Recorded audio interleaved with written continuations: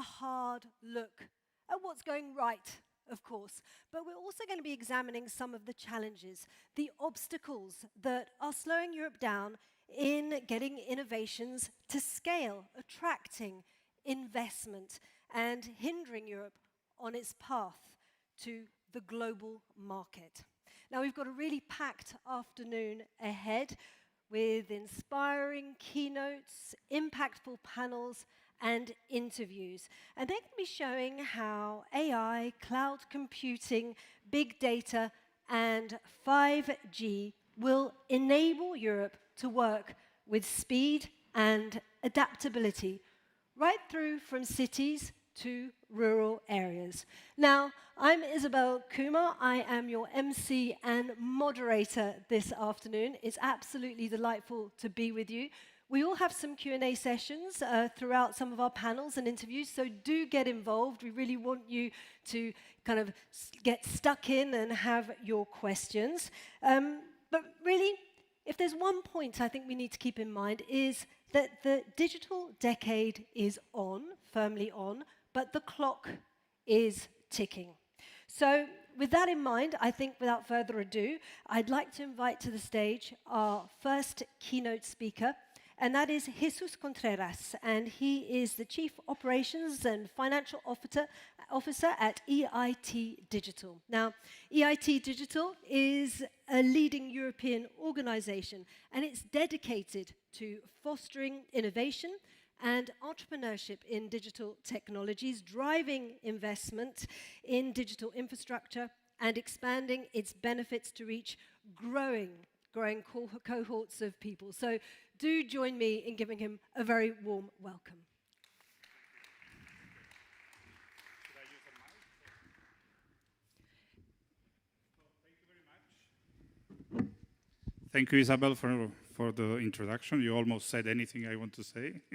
Thank you very much for having me here. It's a real privilege to open this session and to do a keynote on innovation, because innovation is the heart of what we do, and especially innovation related to Europe. As Isabel said, I'm from EIT Digital. EIT Digital is one of those organizations in Europe called KICS, that stands for Knowledge Innovation Community. So we work with knowledge, we work for innovation, and we work in community. And the good thing about innovation is that it's a non-zero game, no zero-add game. So the more you innovate, the more you communicate, the more knowledge you have, the more you can innovate. You don't, that's the good thing about innovation. So EIT Digital, we are here for 15 years. We are one of the communities funded by EIT, European Institute for Innovation and Technology. Now we are shifting into be a private organization to continue help Europe, still under the umbrella of the European Commission. And our basic assumption is that for innovation, you need three main components. It's talent, it's research, and it's entrepreneurship and business. So we work with this so-called knowledge triangle, and I don't think there is another organization in Europe that do the same thing. EIT does it, we do it on the digital area.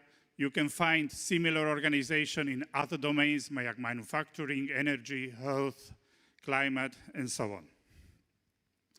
So for us, innovation is the key.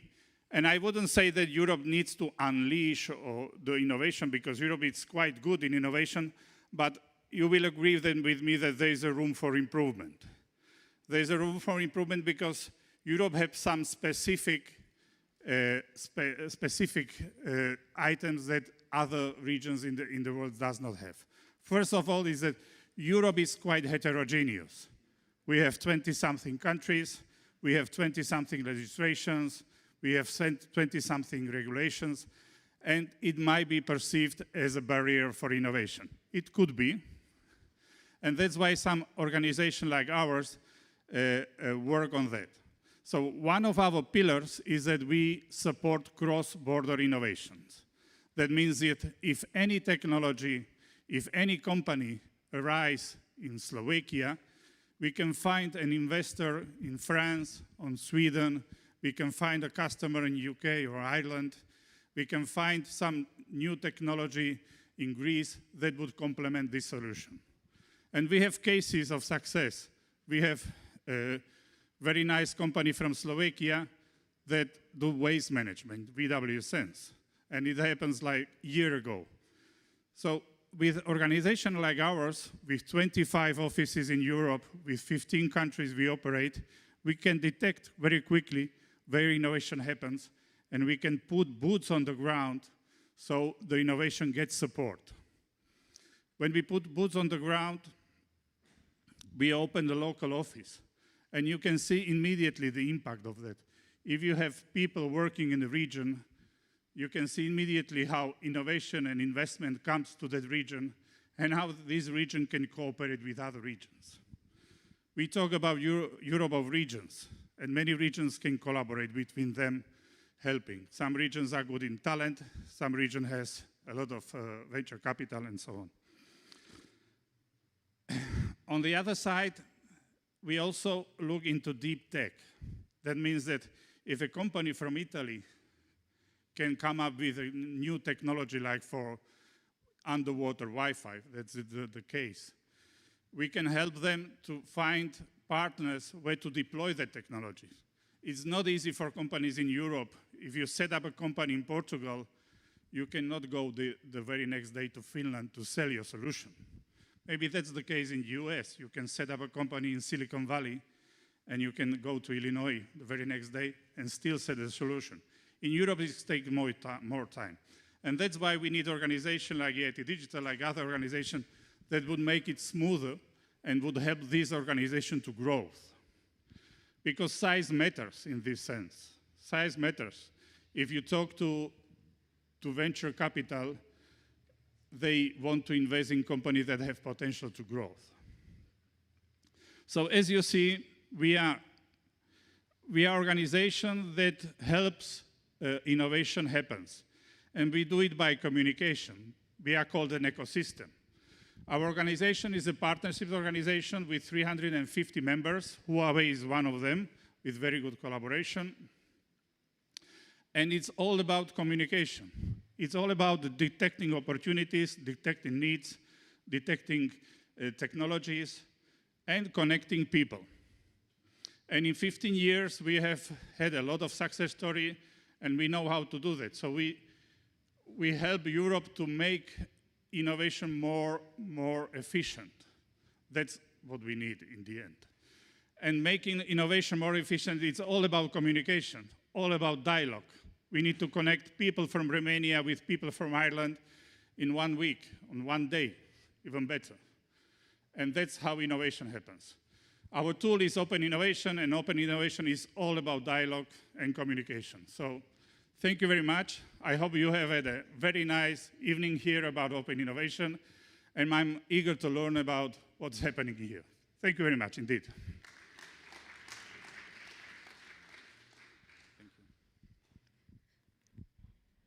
Thanks so much to Jesus there, outlining for us how the knowledge triangle is being put to work, getting boots on the ground and smoothing out that path and getting innovation going. Well, we're going to be continuing along that thought process now, because digital technologies are already enhancing life across Europe's cities and regions, as we were just hearing. However, progress is uneven. And challenges like limited digital literacy, slow business adoption, and inconsistent 5G coverage are holding Europe's ambitious digital transformation goals back. So our next speaker is committed to closing these gaps to ensure every region can fully benefit from this digital shift. So please do join me in welcoming Nicolas Caputo, who is a member of the European Committee of the Regions. Welcome.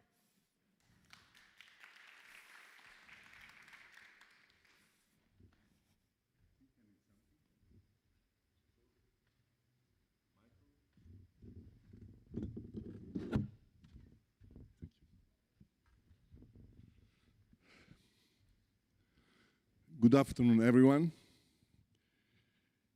First of all, I would like to thank Huawei for organizing this event. This morning, I had the opportunity to exchange with industry, experts, and witnesses at the exhibition area the latest advancements in technology, from 5G to AI. It is really impressive, and truly believe we need more platforms like this one for collaboration and dialogue around future digital goals. Europe's digital decade strategy, targeting significant digital transformation by 2030, aims to ensure the EU becomes a global leader in areas like connectivity, digital skills, digital infrastructure, and the digitalization of businesses and public services. However, recent data shows that Europe is struggling to meet several of these ambitious goals. I would like to give you my overview of where challenges are arising. 1. Connectivity. While the EU set a goal of having a gigabit internet accessible to all households and 5G coverage in all populated areas by 2030, progress has been uneven. Rural areas in particular face significant delays due to infrastructure costs and complex regulations, meaning many European regions are far from achieving adequate coverage. 2. Digital skills.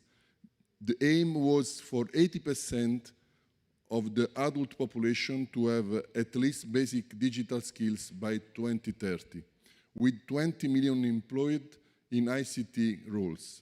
However, skill gaps remain, with only about 54% of adults possessing basic digital skills.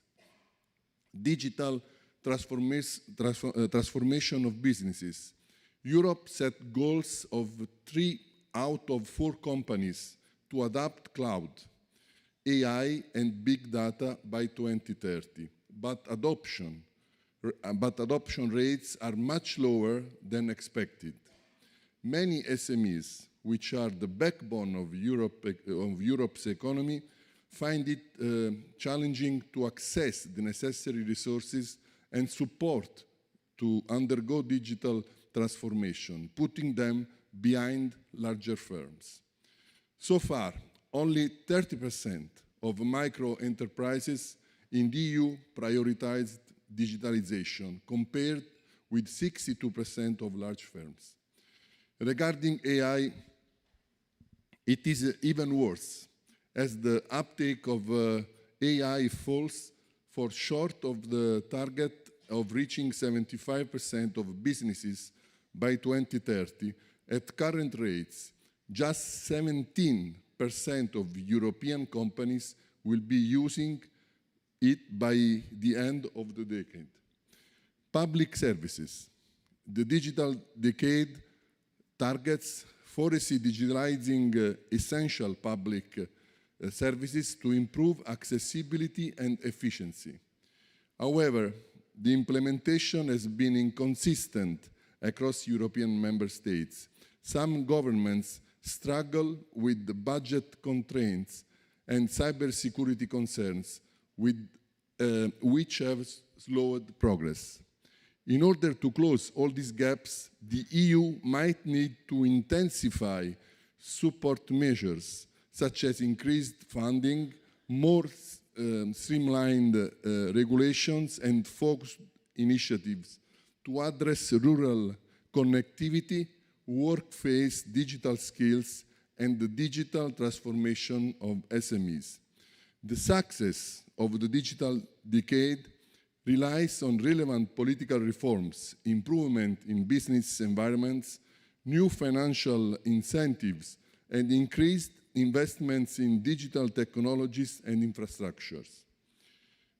From all estimates, that means at least an additional 250 billion euro to come close to these goals, and I highly recommend EU governments to engage in public-private partnership in order to try to close the financial gap. Key to all of this will be political reforms, which are far from easy. The Recovery and Resilience Facility, RRF, is a good illustration with nearly 20% of 723 million euro allocated to digital reforms. This is already a good signal, but accelerating progress will require coordinated effort across many more EU fronts and funds. EU member states will have to align their national roadmaps with the Digital Decade Policy Programme by December 2nd, 2024, and I call on the European Commission to monitor progress and report. As you might know, I am a member of the European Committee of the Regions, and I am also the Minister of the Campania region in charge of agriculture. I strongly believe that digital technologies have the potential to boost European regions, in particular those in rural areas relying heavily on agriculture. This is why I have been pushing on European, national and regional levels for more digitalization in rural areas. In September 2022, the Campania region launched a program called Agritech to promote smart agriculture. This initiative is part of Italy's strategic plan under the Common Agriculture Policy 23-27. I believe integrating 5G technology into farming can help Europe make progress towards its digital decade goals, and of course, boost its agricultural output while ensuring the sustainability of the farming sector. Using conventional technology for fertilizing or harvesting fields cannot solve the current problems faced by European agriculture. Approaches are required that are based on advanced digital technologies, relying on 5G, AI, IoT, cloud, sensor and drone data, as well as autonomous agricultural machinery and robotics. I have heard that Huawei is deploying 5G smart farming solution in Europe, such as in Austria with the DroneTech. I believe this is the way forward, and as a regional minister for agriculture, I strongly encourage this kind of project that can help European rural areas and agriculture become more digital. There is another point I would like to highlight today. It is about encouraging open innovation and promoting fair market competition. I believe that fostering openness in innovation and promoting fair market are key drivers of a forward-looking Europe. A commitment to collaboration and competition can fuel not only technological advances, but also economic resilience across the EU. There are legitimate concerns on data security in this continent, but European government and regulators should stick to clear technical guidelines to filter ICT companies, allowing everyone who strictly follow EU rules and regulations to compete in this market. Innovation will create great value that will benefit businesses, especially SMEs, and eventually bring real benefit to ordinary consumers.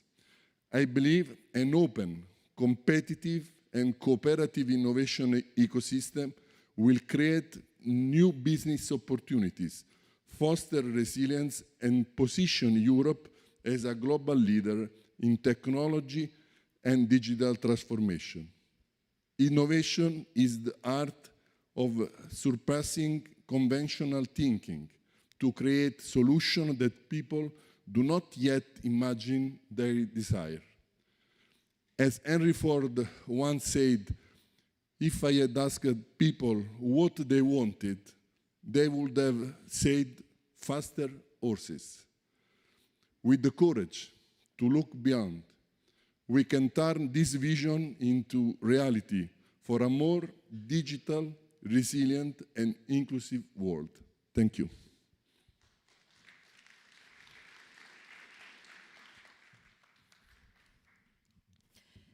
Thank you so much, Nicolas, for outlining the challenges and also opportunities. And on that note of opportunity, we all know that collaboration between big tech leaders and local innovation hubs can spark some really powerful synergies.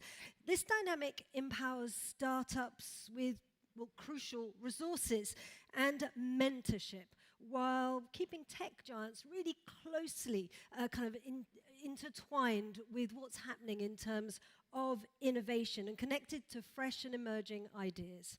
This is exactly the kind of win-win impact we're seeing with a new partnership which is taking place between Huawei and the world's largest startup campus, and that is Station F, and it's based here in Paris. So we're going to have a conversation now, and I'm going to be joined with Roxane Vaza, who is the director of Station F, and Leon Yu, who is the vice president of the global ecosystem at Huawei Cloud. Do come and join me.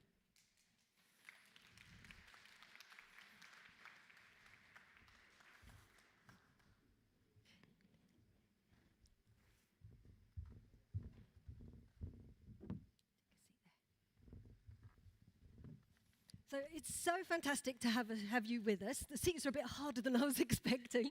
I'm going to start with you, Leon, because Huawei has a very long history of supporting startups through various programs right across the world. So what I'd like to know is, what is your vision at the Huawei startup ecosystem, and how does this align with Huawei's broader mission when it comes to innovation? Definitely, because I'm coming from Huawei Cloud, and we always say developer is the foundation, is the key for our business success. And we believe innovation is the pioneer, and all the startups are the next generation of the pioneer in innovation. I regarded myself always as the entrepreneur in Huawei, and we always evolve ourselves. Just a bit closer to him, there we go. And we realize that just by hiring ourselves to do innovation is not sufficient, because there's so many industries. 20 years ago, Huawei only specialized in carrier business, and we focused on the carrier, Vodafone, Telefonica, Orange, Deutsche Telekom, so on and so forth. But now we have 6 business units, from chipsets to cloud infrastructure to digital power, and also the smart autonomous driving solutions. So we do need our partners, particularly startups, to create lots of propositions, especially the new technologies in these areas, to help us to build the new value proposition. And we believe that Huawei can bring a very unique value in this domain, because we have such a long value chain, and we can help these startups to bridge the technology with the use cases and to help them accelerate the applications to the practice. And this is the value we bring. And also we bring, accordingly, equally, these startups can bring these innovations and the benefits to Huawei mutually, and we can generate a really green future in this domain. Absolutely, as you say, it's a mutually beneficial situation. I'd just like to turn to you now, Roxane, and just a few facts about Station F, because I thought this was absolutely incredible. Station F is thriving, and in 2022 and 2023, its companies collectively raised over 1 billion euros. That is so impressive, annually, of course. And that's approximately 15% of the global volume of the French ecosystem in 2023. So I've got a simple question for Roxane. What's your recipe for success? Great question. Well, first of all, it's great to be here, and great to be here with you, Leon, as well. I mean, it's very difficult to sum it up and just kind of how did that happen overnight. For people who don't know Station F, I'm just curious, how many of you have never been to Station F? I know there's a few of you in the room. I invite you all to come and visit one day. So we're a 50,000 square meter startup campus. Everything we offer is dedicated to getting young companies up and running.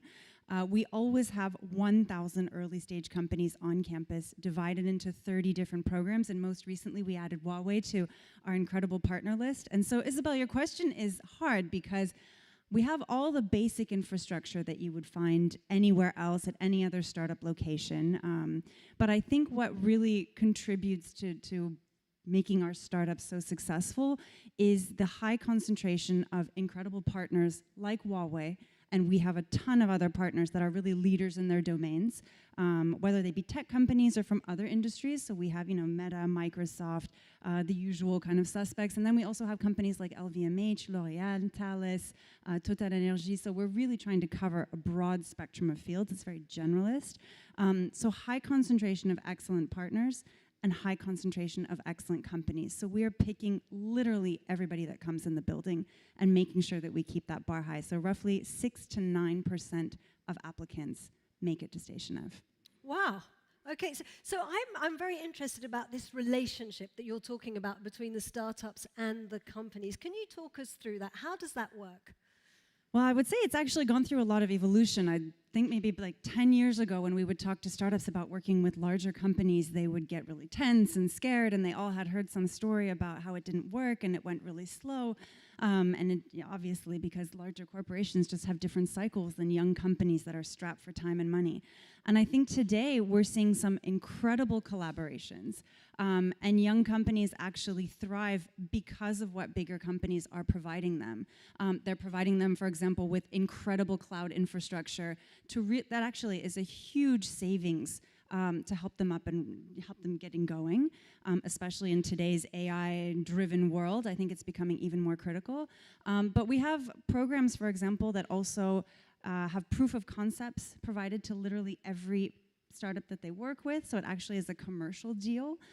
We have other programs that will acquire companies that they work with. So we had one program that acquired 4 companies that they worked with. So today we're seeing a very different attitude to working with big companies. And I'm really excited to have Huawei lined up to kick off their program before the end of the year.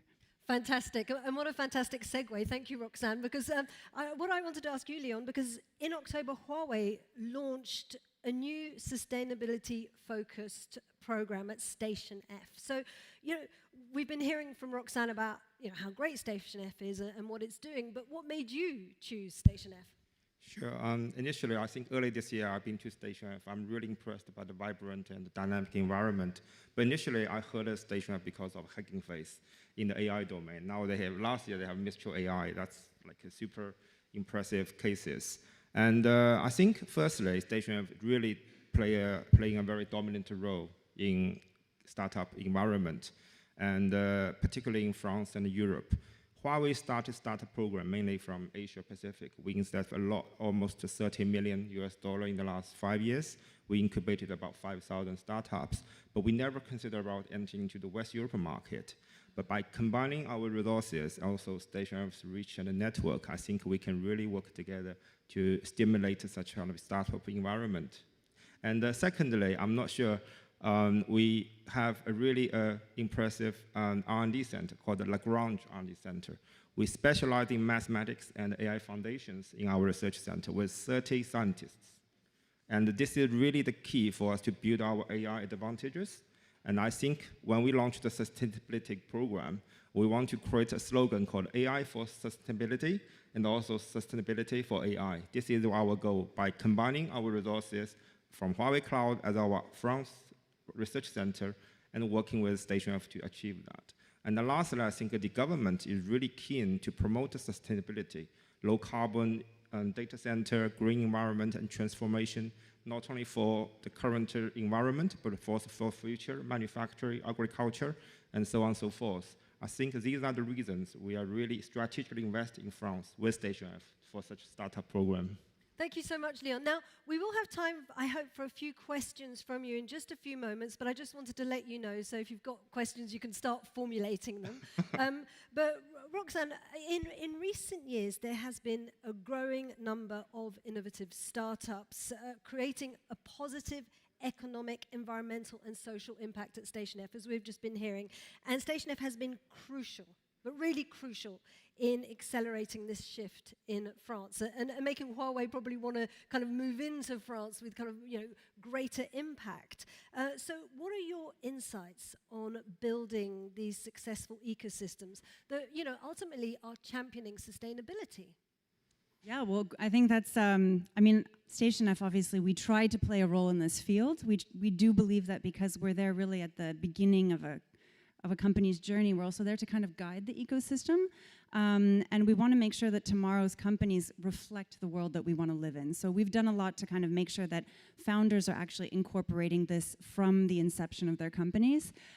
We've done a lot to kind of bolster some key topics on campus. AI and quantum computing are obviously two of them, but the third one is climate. And so we announced a couple of partnerships, one of them being with Huawei, to kind of reinforce this topic on campus. We announced in September our top climate companies on campus. And we've been seeing the interest in the climate field really growing over the past, I'd say 12 to 24 months. A lot of experienced founders, when they go on to launch a second or third business, they no longer are just going after a business opportunity, they're looking after creating real value and real change. And a lot of them are going after climate, which is excellent given their previous experiences. So I would say, naturally, we're doing our best. But I also think that we're also following consumer preferences. Europe has very strong consumer preferences that lean towards climate-friendly solutions. And I also think that this is a regulatory landscape that also facilitates having a more eco-friendly business. So I think naturally we are very, very well placed as a continent to lead in this field. Thanks so much, Roxanne. And then before we get to our questions, sustainability is obviously clearly high on Huawei's agenda as well. So what do you hope to achieve by supporting startups that we're just hearing about, that put sustainability at the very heart of their technology? Right. I think, firstly, Huawei really invested very strategically and heavily in sustainability in the past 2-3 years. For example, you talk about climate. Huawei's Pangu AI model already helped many countries to forecast disaster and weather conditions. And also, several years ago, we launched a program to protect wild red squirrel in Bristol in the UK by using the AI models. So we already invested in these various sustainability domain topics. I think the key value for Huawei to work with startups in sustainability is because we have such complete end-to-end value chain. I remember 2015, we worked with Manchester United in the not Manchester United, Manchester University in the UK on graphene material technology. And the reason we worked with them initially is to think about improving the charging efficiency as well as improve the lifespan of the battery. But later on, we noticed this technology also being used in our 6G communications, in green data center, as well as autonomous driving efficiency. So by having such kind of end-to-end complete value chain, the technology can be used in many applications. I think this is the value for Huawei to help these startups to apply their applications to many domains in many sectors, from finance, retail, to agriculture. This week, I received a call from my colleague in Algeria. They want smart farming technologies. And we have a partner, they call Dimitrov from Australia, from Austria. They can offer such solutions. So we bridge them together to accelerate the technology innovation and also business success. I think this is the value we can bring to the startups.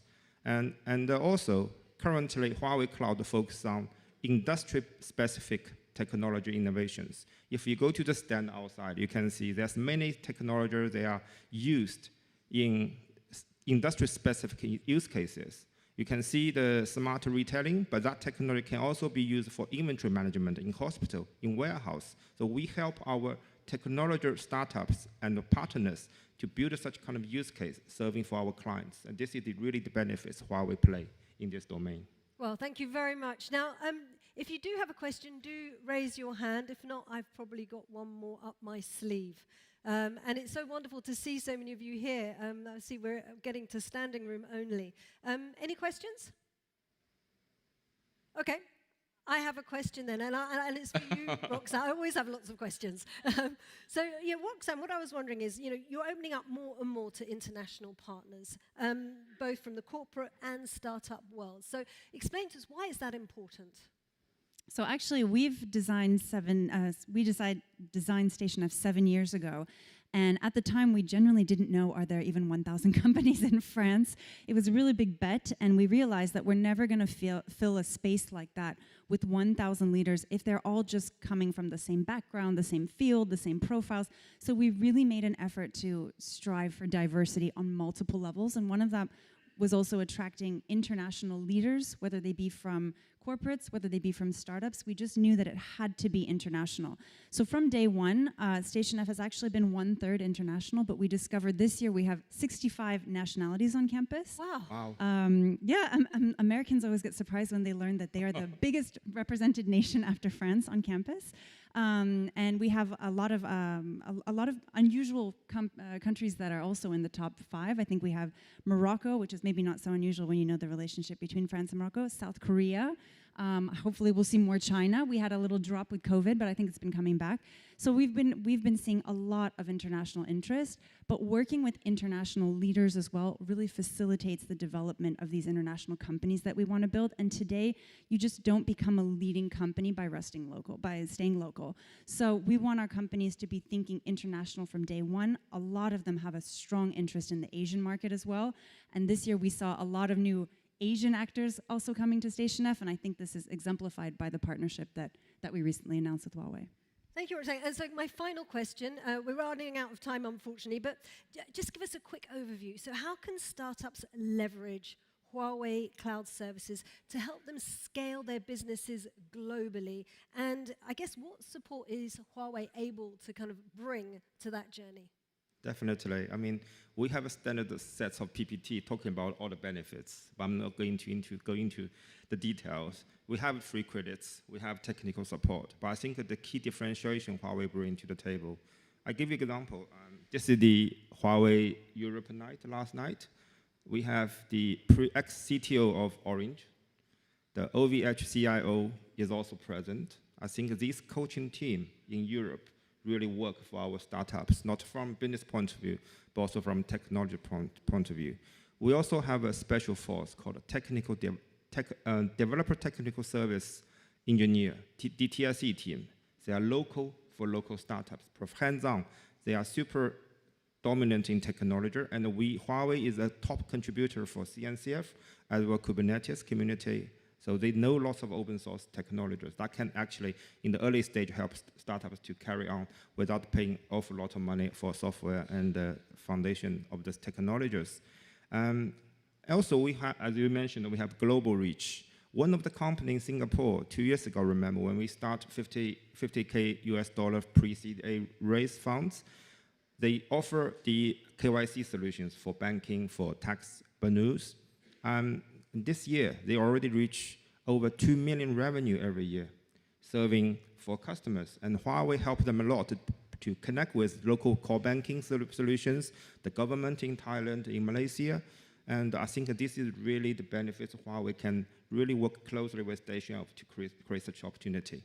Thank you so much, Leon. Thank you so much, Roxanne. I found this a really energizing and positive conversation. I've really enjoyed it. And it's really shown the importance of combining these resources, of collaborating, so that, as Roxanne said so well, tomorrow's companies reflect the world we live in. And as you both highlighted, globally. So a very warm hand of applause, please, for both Roxanne and Leon. Thank you so much. Thank you.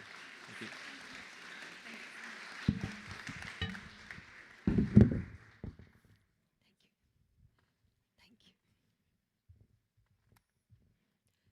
So our next keynote speaker is a renowned French mathematician who's won several prestigious awards, particularly for the Langlands program. Now, he collaborates with Huawei on research projects, leveraging his expertise to help advance technology. So please do welcome Professor Laurent Laforgue, who is a Huawei scientist. Welcome.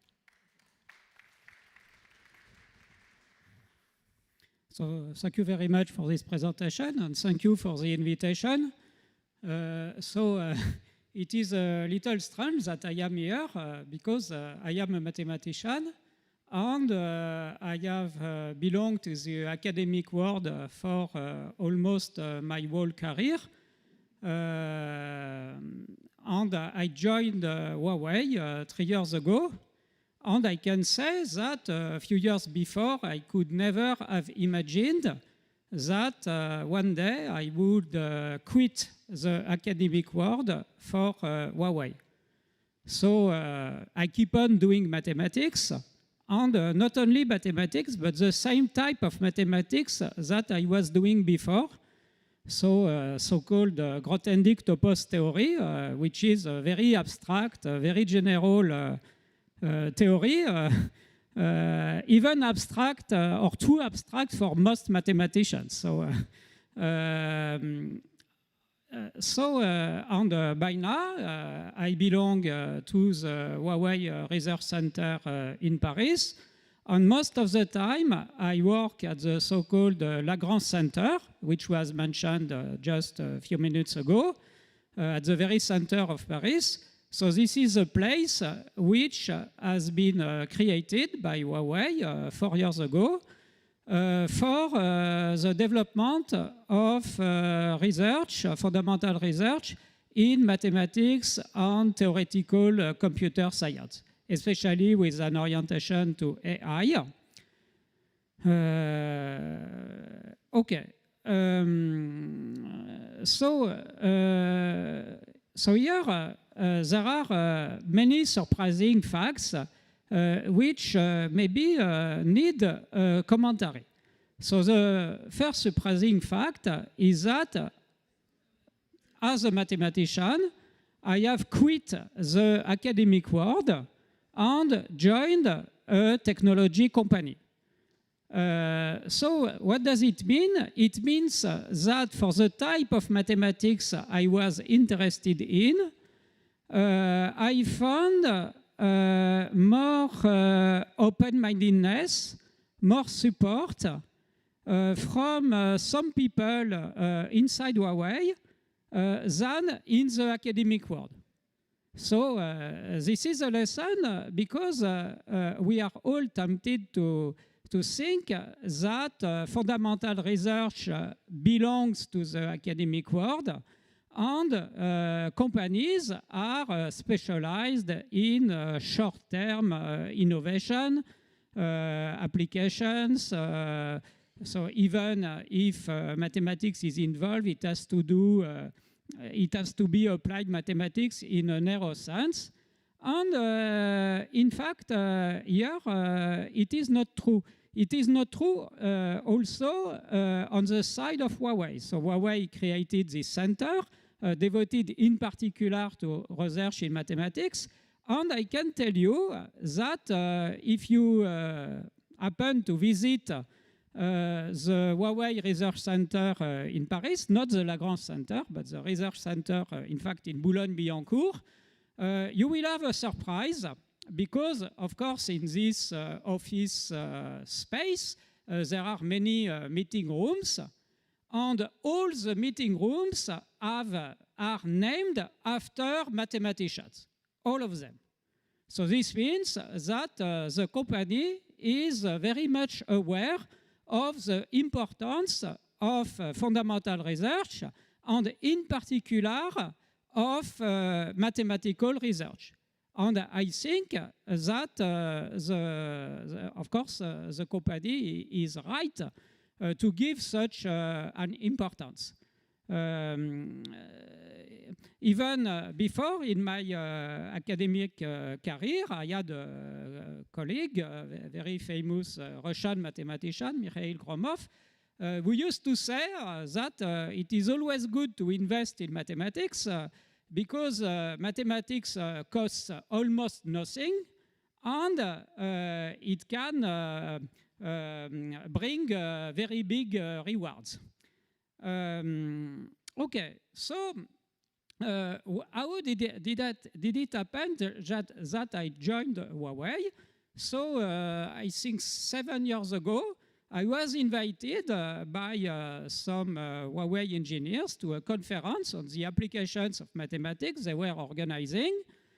I did not know, at this moment, I did not know these people. In fact, I had never met people from Huawei. So I was very surprised to get this invitation, as I was not an applied mathematician. So even at first point, I even rejected the invitation, but eventually they insisting, I came. And I gave a talk on the type of mathematics which was interesting for me. And I didn't expect at all that it could really be interesting for them. But then it happened that parts of what I said arose the interest of some engineers. So they thought this on that aspect maybe can be useful for AI. So after that, there were more and more exchanges, and eventually, a few years later, I joined Huawei. So you see, it happened in a completely unexpected way, and it happened just because inside Huawei, some people thought that it was good to have relations with people from academia, including people doing so-called pure mathematics. Okay, so I joined Huawei. By now I work in Huawei, and by now I am not the only mathematician to work in Huawei. I work with other people, including other mathematicians who have the same fields of interest as myself. But of course, we also have relations with the academic world. But you see, once again, it is not a question of long-term research on the side of the academic world, short-term result on the side of technology company. It is much more complex than that. So we are doing this fundamental research in mathematics because we think that it can be useful for AI. But here, what is the present situation? The present situation is that AI has developed a lot in recent years, and by now we all know that many aspects of AI are very impressive.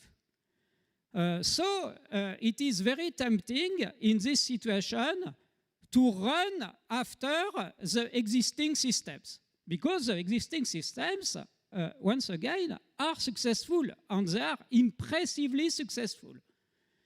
But we also have to know that these existing systems, I am talking about the software systems, are based on algorithm, which means on mathematical processes of computation, whose principles are in fact incredibly simple from the point of view of a mathematician.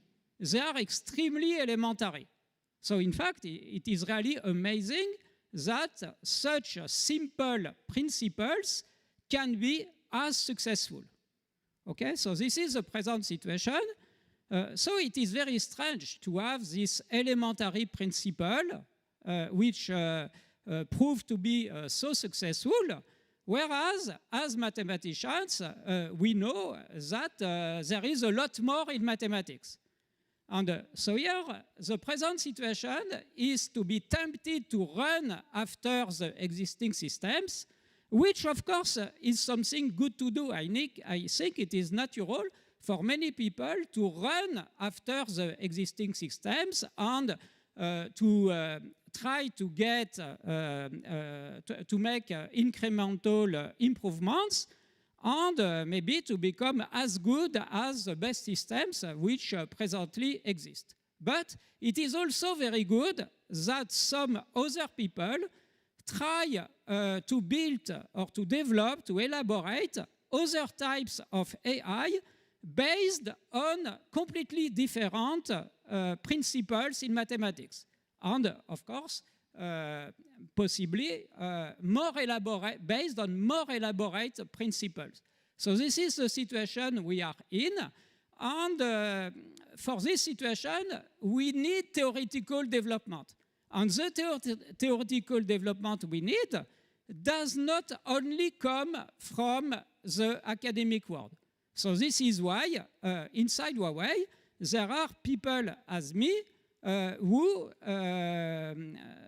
do research inside the company, even, of course, if it is in a place such as the Lagrange Center, which is especially devoted to mathematics and more generally fundamental research. So this means that it is necessary for a company such as Huawei and for, of course for other companies to give room to fundamental research. And of course, it is not something easy for a company, because in a company, because of the nature of companies, most research has to be short-term and applied. So how to make room inside a company for fundamental research? So here you have already understood that a way to do this is to create structures which are especially devoted to that, such as the Lagrange Center. But of course, it is also good that not only in such a place, people can do fundamental research. In fact, inside Huawei, there are structures which have been created precisely to allow that. So I will not give you the details, but I can tell you that, you see, you need some effort to create such structures and such processes. Because, once again, most people inside the company have to work on short-term development, short-term innovation, short-term research.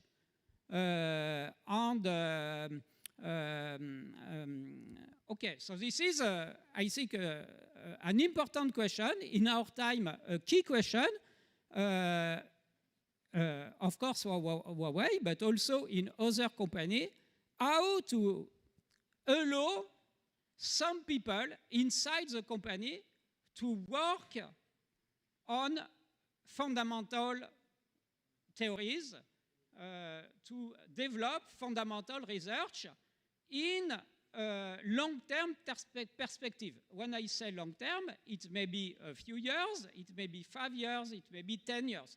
You see, there are different levels, and all levels are important. Of course, okay, so this is a general question, which I think has become a very important question in our time. Of course, the last thing which has to be said is that a big company is necessary a bureaucratic structure. This is because in a big company you need the work of all the people working in the company to be organized. Okay, so you need a bureaucracy. But here it is very important that the bureaucracy helps people organize their work, and there is always a danger that people have to spend too much time on bureaucratic questions. So this is a problem which arises, I think, in all companies, and some effort is needed to overcome these problems.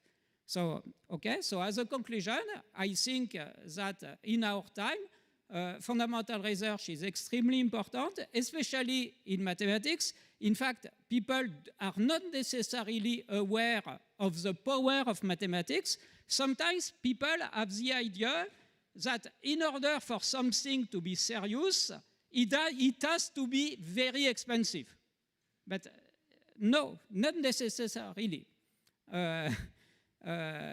So the principles on which present AI is based are extremely elementary, and the invention of this principle in the history of science has cost almost nothing. Okay?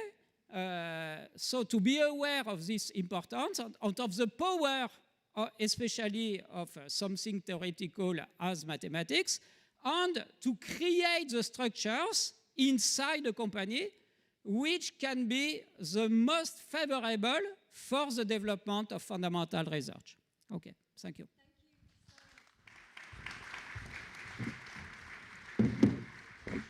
That was absolutely fascinating. Thank you so much, and really helping us understand how opportunities can be unlocked once again in joining forces with companies like Huawei to conduct meaningful research. Now, as we've been hearing, Europe is at a pivotal moment in digital innovation with a strong industrial heritage, diverse cultures, and a solid regulatory environment.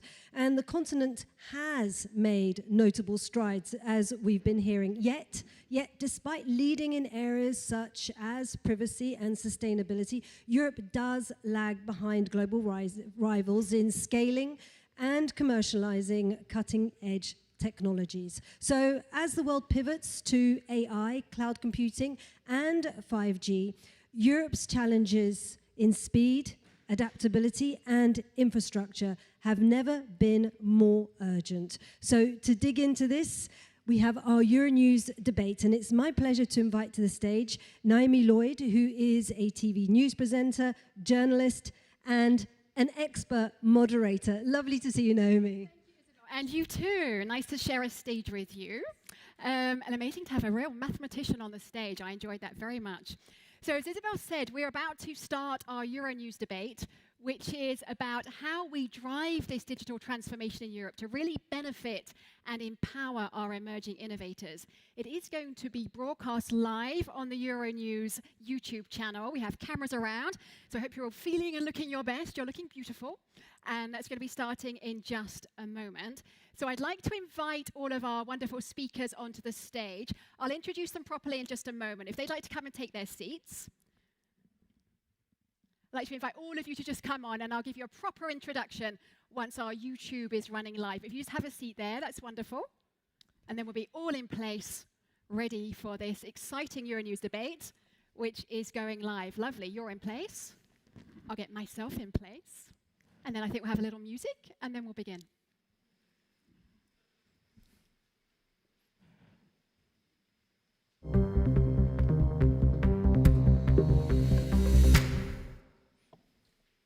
Welcome to this Euronews debate organized in partnership with Huawei. Thank you for joining us. If you're joining on the YouTube channel, the Euronews YouTube channel, we know you're watching from around the world, or if you're here with us in the room in Paris, a warm welcome. And I'm excited that you're joining this conversation, a very important conversation about how we drive the digital transformation in Europe to really benefit and empower Europe's emerging innovators. I'm Naomi Lloyd, I'm a Euronews journalist, and I'm delighted to be moderating, which promises to be a very exciting and interesting conversation. Promoting digital innovation has never been more crucial for Europe's economy and its societal resilience. With strong support for emerging technologies and digital literacy, Europe has the chance to forge a future where digital tools can enhance our quality of life, and they can make systems more sustainable, more transparent, and more inclusive. So how do we prioritize innovation? How can Europe ensure it remains competitive globally, attracting investment, boosting economic growth, and fostering solutions to some of its biggest challenges, from climate change to healthcare? Well, helping me to shed some light on this topic is my wonderful panel of guests, who I shall introduce properly now. So, it's a little lower than I expected. So starting right at the end, I think we'll go there first, we have Horst Heitz, and he is the chair of the steering committee for SME Connect, which is an SME business association. Welcome to you. Next along, we have Ana Paula Nicio. She's chief of UNIDO's Division for Digital Transformation and Artificial Intelligence, UNIDO being the United Nations Industrial Development Organization. Warm welcome to you. Next, we have Ju Xiaoming, who is VP of Global Industry Development for Huawei Cloud. A warm welcome to you. Next along, we have Gaurav Tripathi of Partex MV, which is a German life sciences AI leader. We're going to be hearing more about that shortly. And last but certainly not least, next to me is Alexander Pisemski, and he is CEO of Zemposa, which is a fintech company specializing in alternative data analytics, and that's based in the UK. So a very warm welcome to all of you.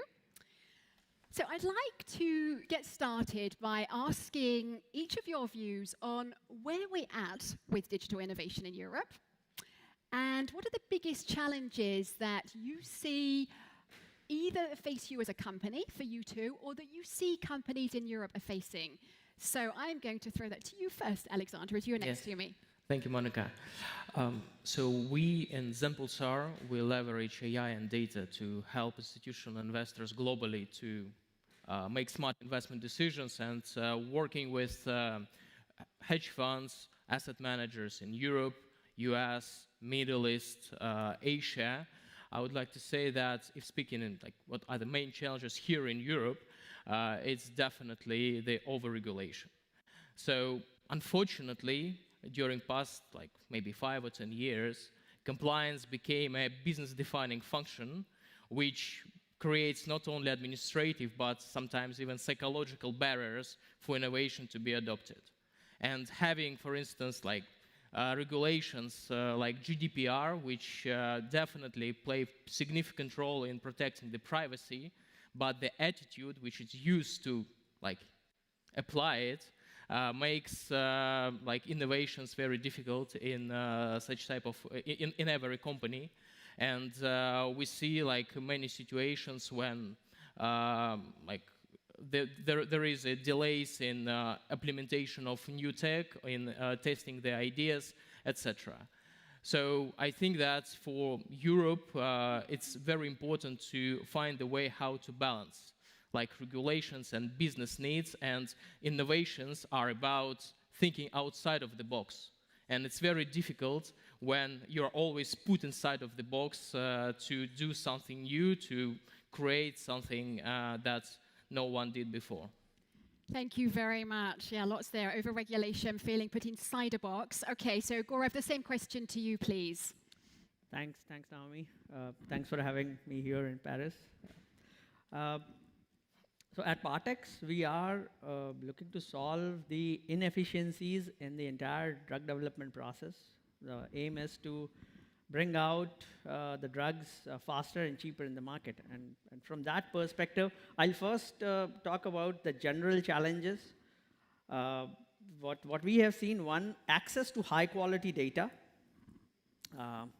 skilled team members, people with the right skill, and third, access to cost-efficient cloud and compute. This is what we have seen, this challenge.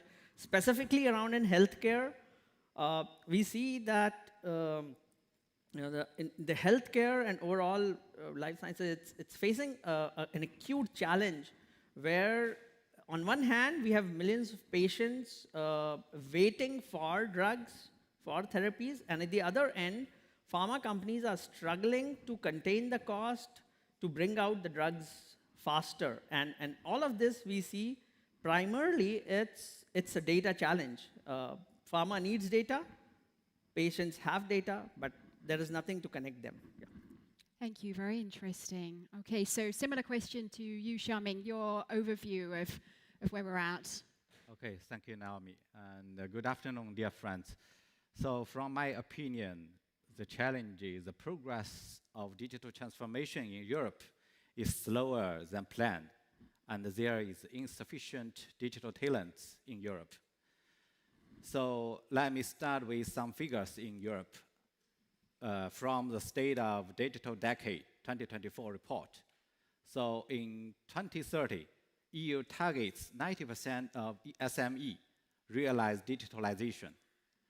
But now, the percentage is only 64%, even 13% decrease than 2023. The number of unicorns targets to be twice as that of 2022, reach about 500, but now it's less than 6% increase based on the number of 2022. the number of individuals with basic digital skills and ICT specialists only increased 1% and 2% from 2023 to 2024. So based on this situation, the digital transformation of business and the digital skills cannot attain the goals of Europe digital decade. So for the past year, I have been meeting with a lot of C-levels, especially staffs.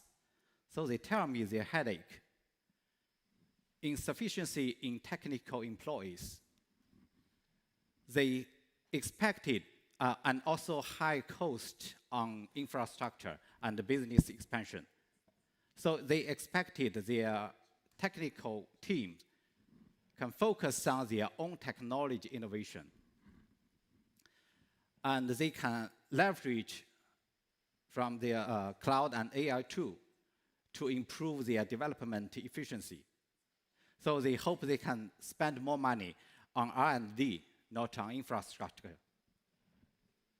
So they also want to obtain more resources and scout more business opportunities and globally, and also they want to grow their revenue fast and steadily. So that's mine.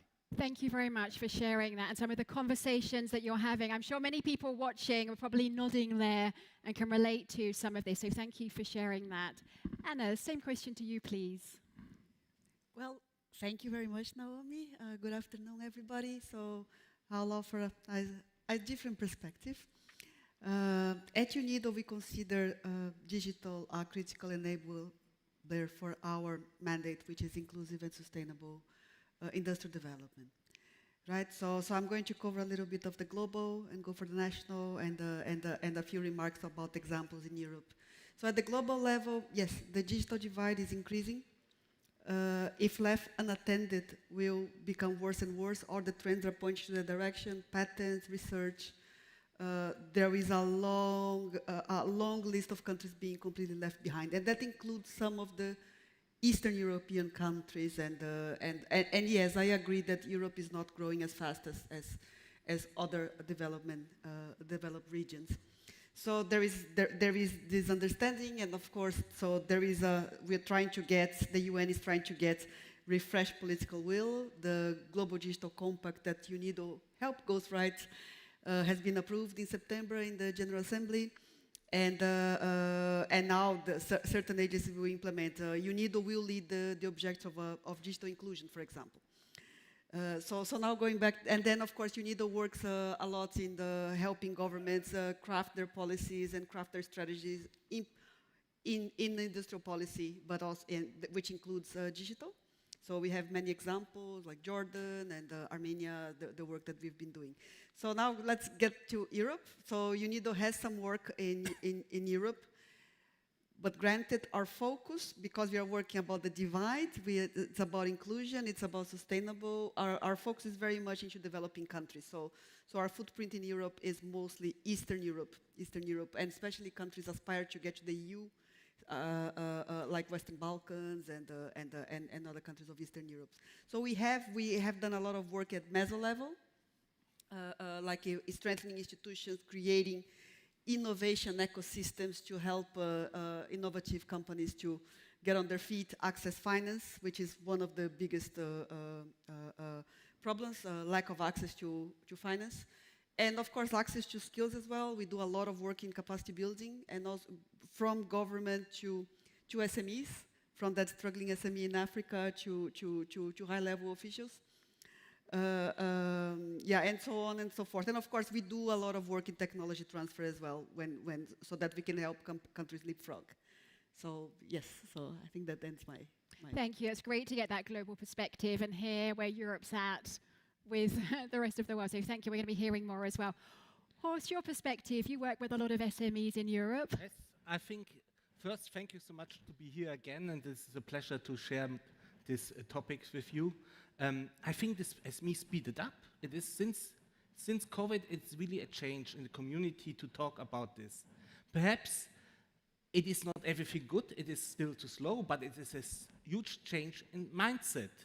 And I think we have to discuss also the right questions. before we say 50% of SMEs have no website. But this is the wrong question, because not all SMEs needs a website. We have to say which digitalization everybody needs, because SMEs are very diverse. And then I have to say, of course, how you as SME should digitalize if the administration, the public administration, is still analog. And you have to provide everything analog you would like to digitalize. And the other thing, of course, it's a question of generation. We see that Italy, Greece, they are slower. We see other parts of regions are faster. Central Eastern Europe is very much more in front, and also Scandinavia and other countries. Belgium, because cost-driven, digitalization is putting down the costs, so digitalization is a way out.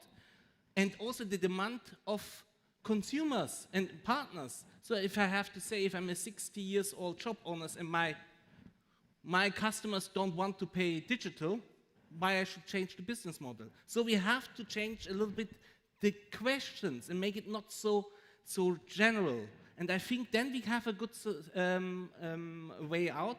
So the other things I can agree, it's infrastructure problem, financing problem, skills problems, also to find the right stuff, and of course, bureaucracy. And that's I want to say, this is the mindset of embracing digitalization, because if you read European legislation, it's protection, protection, protection, jobs and grow. I would be already happy it would be only protection, jobs and grow. We are overdoing this with all this regulation, and we discuss this also public. We are always afraid about artificial intelligence, about this and that. It should be a little bit afraid, it should be careful, but see also please the chances. Thank you. Really interesting. Very interesting to hear that sort of real experience on the ground of SMEs, and we should be asking the right questions. So thank you. So we've heard a little bit there, the challenges. We are going to be moving on to what are some of the solutions, what should we be doing. But I'd like, first of all, just to come back to you two, if I may. We have two real-life companies. You were startups in the room. Be nice to just hear a bit more about your companies and go with there. So perhaps, Alexander, then, Zenpulsar is developed an, if I've got this right, an AI-powered analytical platform that helps institutional investors to outperform market using predictive insights from alternative data. Sounds very impressive. I might get you to explain that a little more. But I'm interested to know, what kind of a role does AI play in data mining in the financial sector? Perhaps you can talk a bit more about that. Yeah, sure. So we need to understand that the data is the only source of insights, investment insights for investors. So the artificial intelligence, data mining, cloud computing, these are things which are adopted in this sector like in advance like every others. Because those investors who can like develop the infrastructure, develop the process to work with massive volumes of information can win the market, be better than others. And this is very competitive market. So if you don't do this, you're like other funds doing this.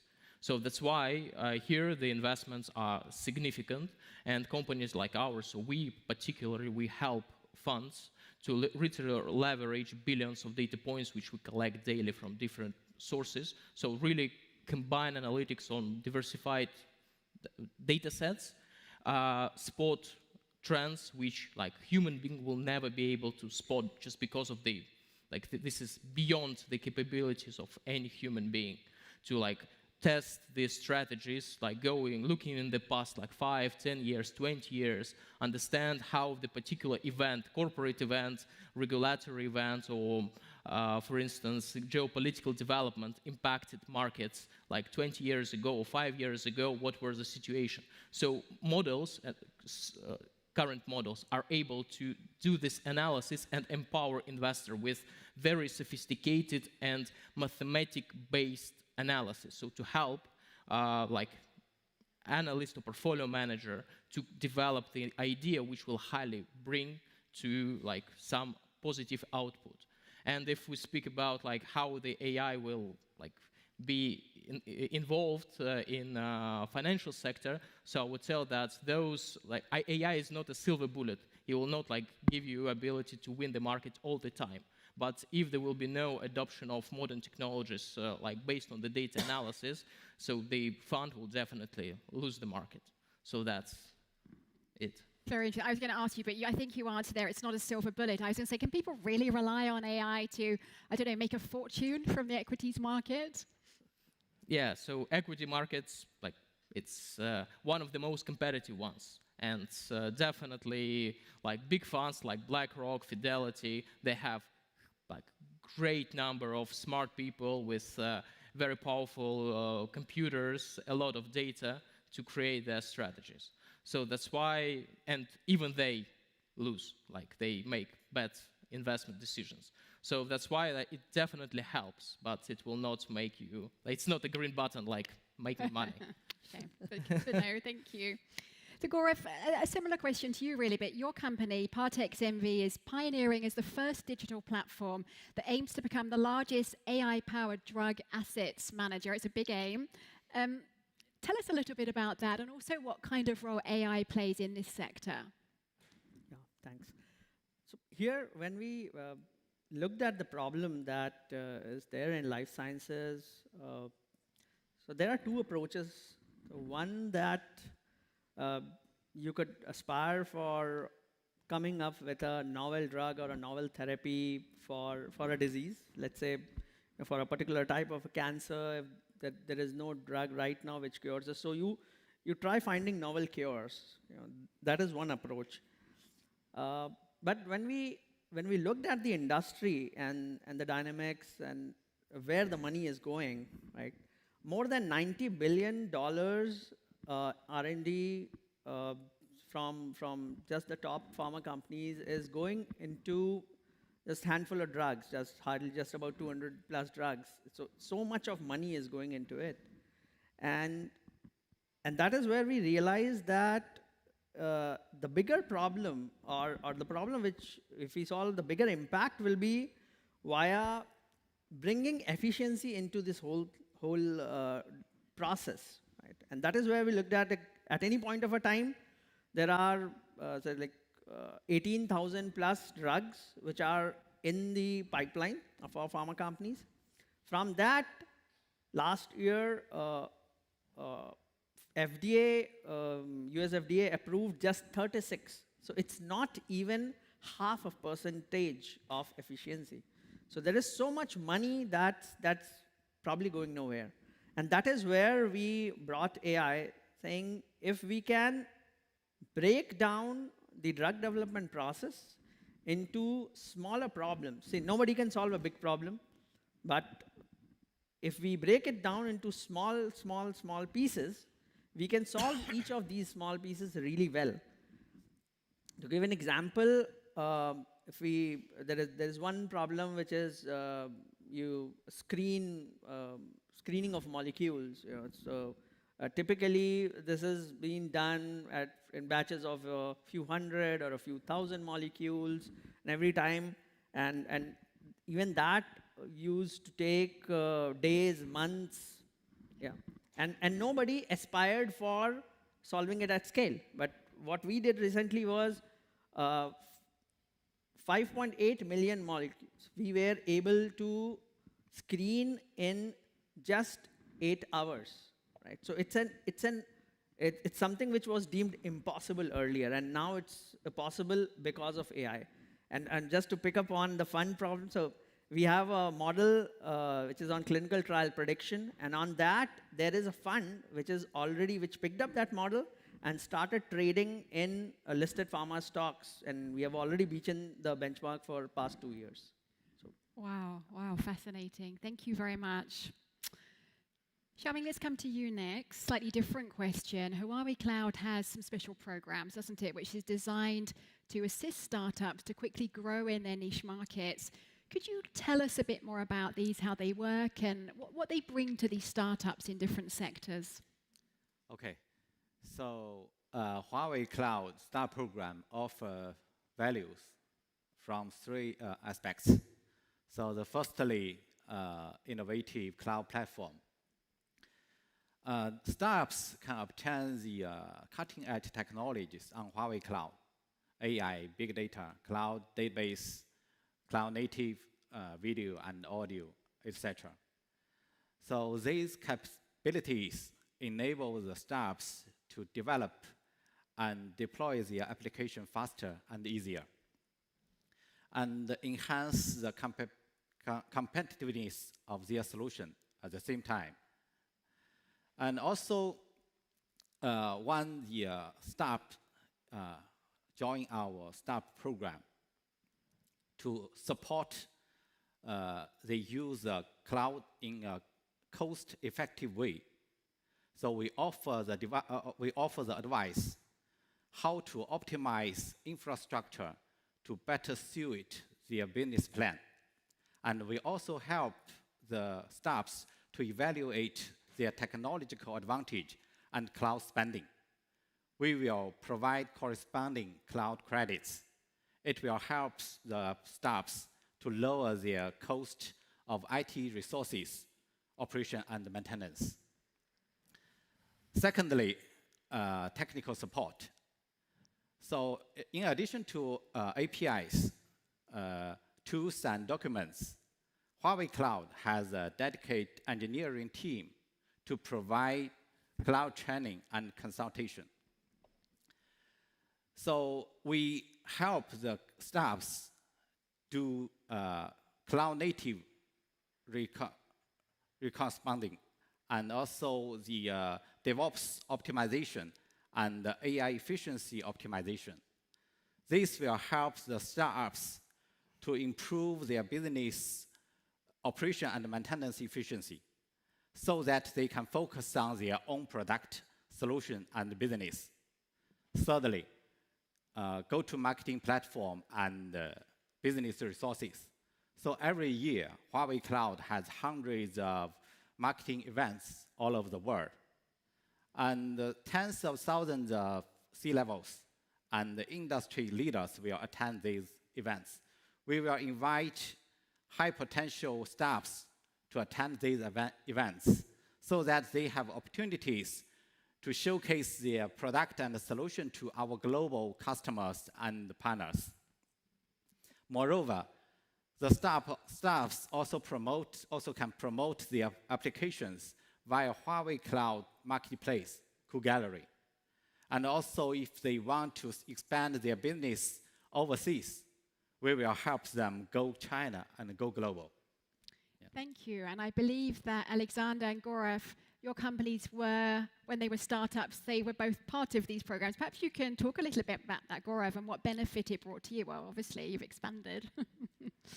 So I already spoke about the challenge of being competitive, right? And so access to the competitive cloud and compute. And that is where we see that Huawei's platform has definitely helped. And second, as Xiaoming already mentioned about going global, right? So we have been strong in Europe, and now we see that entering Latin America or Asia, that is where we see the partnership with Huawei as being helpful. And we are now looking to launch more of our offering via Huawei Cloud, reaching to more customers globally.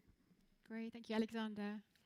Yeah, so we, as a data company, we leverage really big volumes, and we need a lot of compute to deal with this data, and partners like Huawei helps us a lot in staying efficient, quickly expand when it's needed, and what is mostly important, having facilities in different geographical zones gives us ability to deploy instances in a particular regulation environment that our clients need. Because some big funds, for instance, they require, they're not ready to use our public SaaS. They want some instances to be deployed in their private cloud. And a stack which Huawei has, it really helps us to put the part of our solution directly into infrastructure of our customers to give them ability to ingest the private data which they have, and not only use the public data which we get outside of the company. So that really facilitates the development and helps us to remain very competitive. Thank you.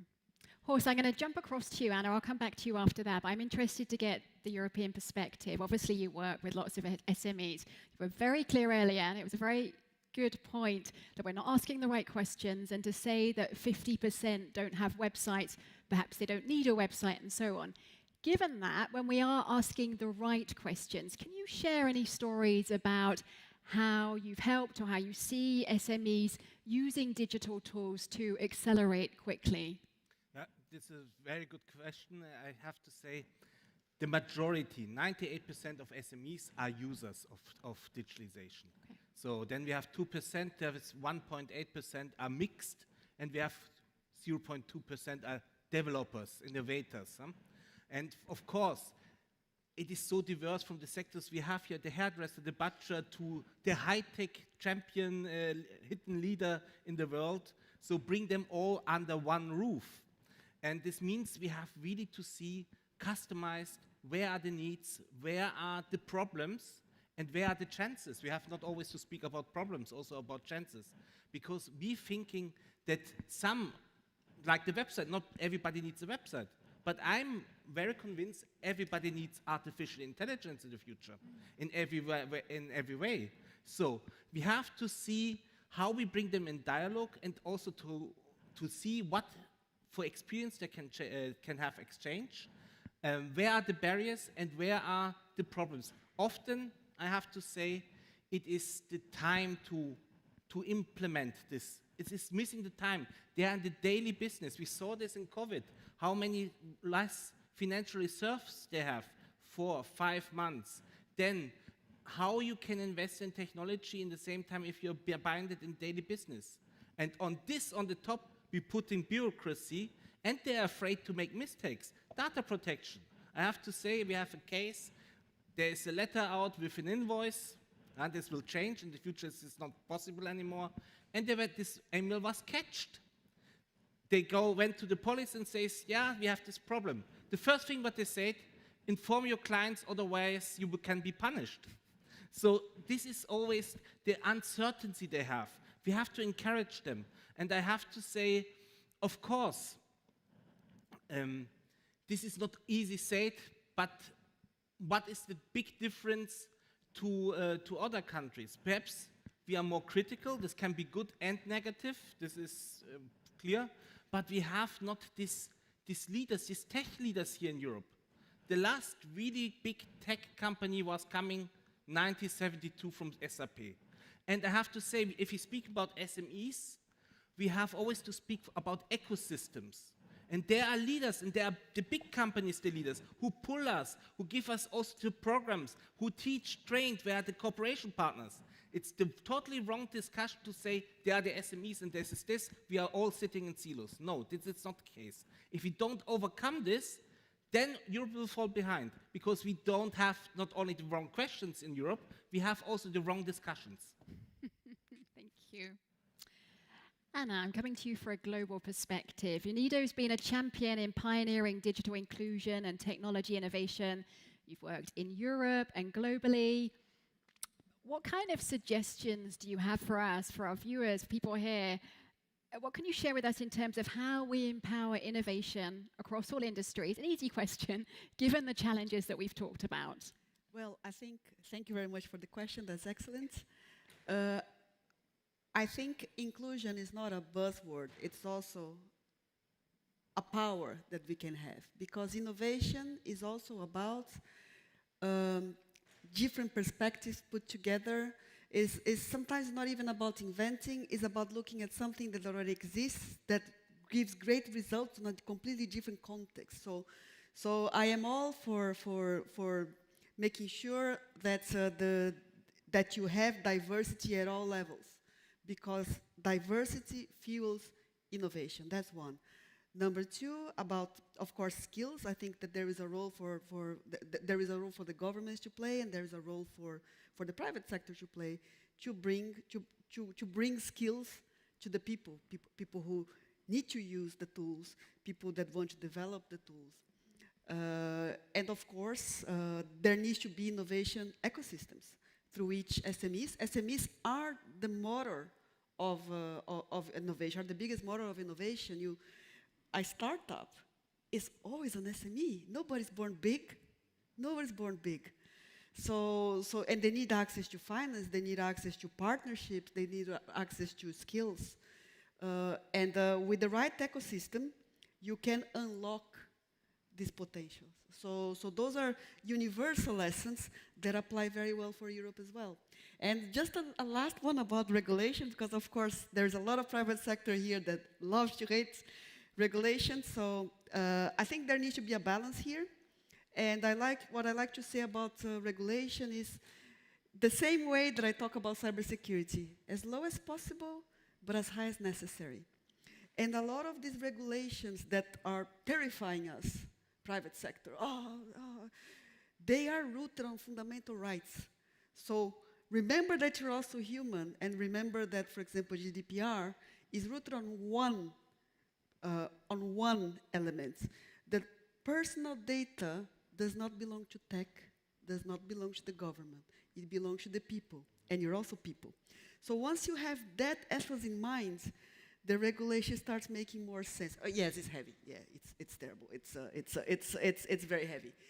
But and it's the same for the EU AI Act. I have a lot to complain about the EU AI Act. Oof, I could be here for the rest of the day on how the third party audit hurts open source, on how we could go here all day. But it's about protecting fundamental rights. That's the kernel, and that kernel you cannot disagree with. Thank you. I saw a lot of nodding along the panel to much of that. Gaurav, I wondered if you wanted to come back. I think particularly because both of you, Horst and Anna, were talking about this ecosystem. They're not alone SMEs, and they're all SMEs, right, when they start. How has both of you really, but how has an ecosystem benefited you? Or how could it be better? Thank you, Naomi. And really great points. And listening to Host and to Anna, really, I see it's really the solution that needs to emerge from a combination. It need not be this versus that.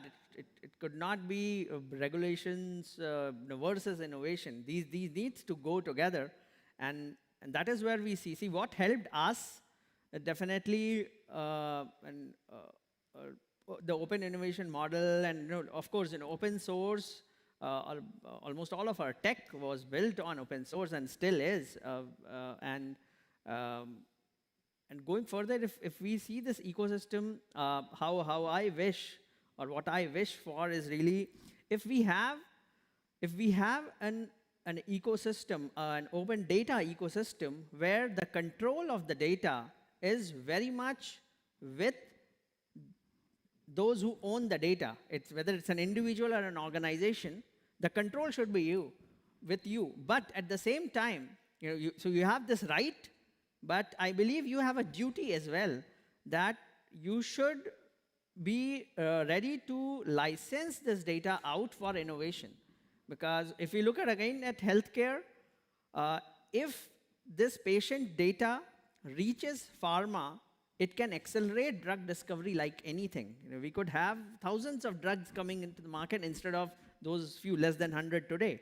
And that is where we see this kind of an ecosystem, thanks to AI, now is possible, wherein people or organizations later on may not even need access to the data.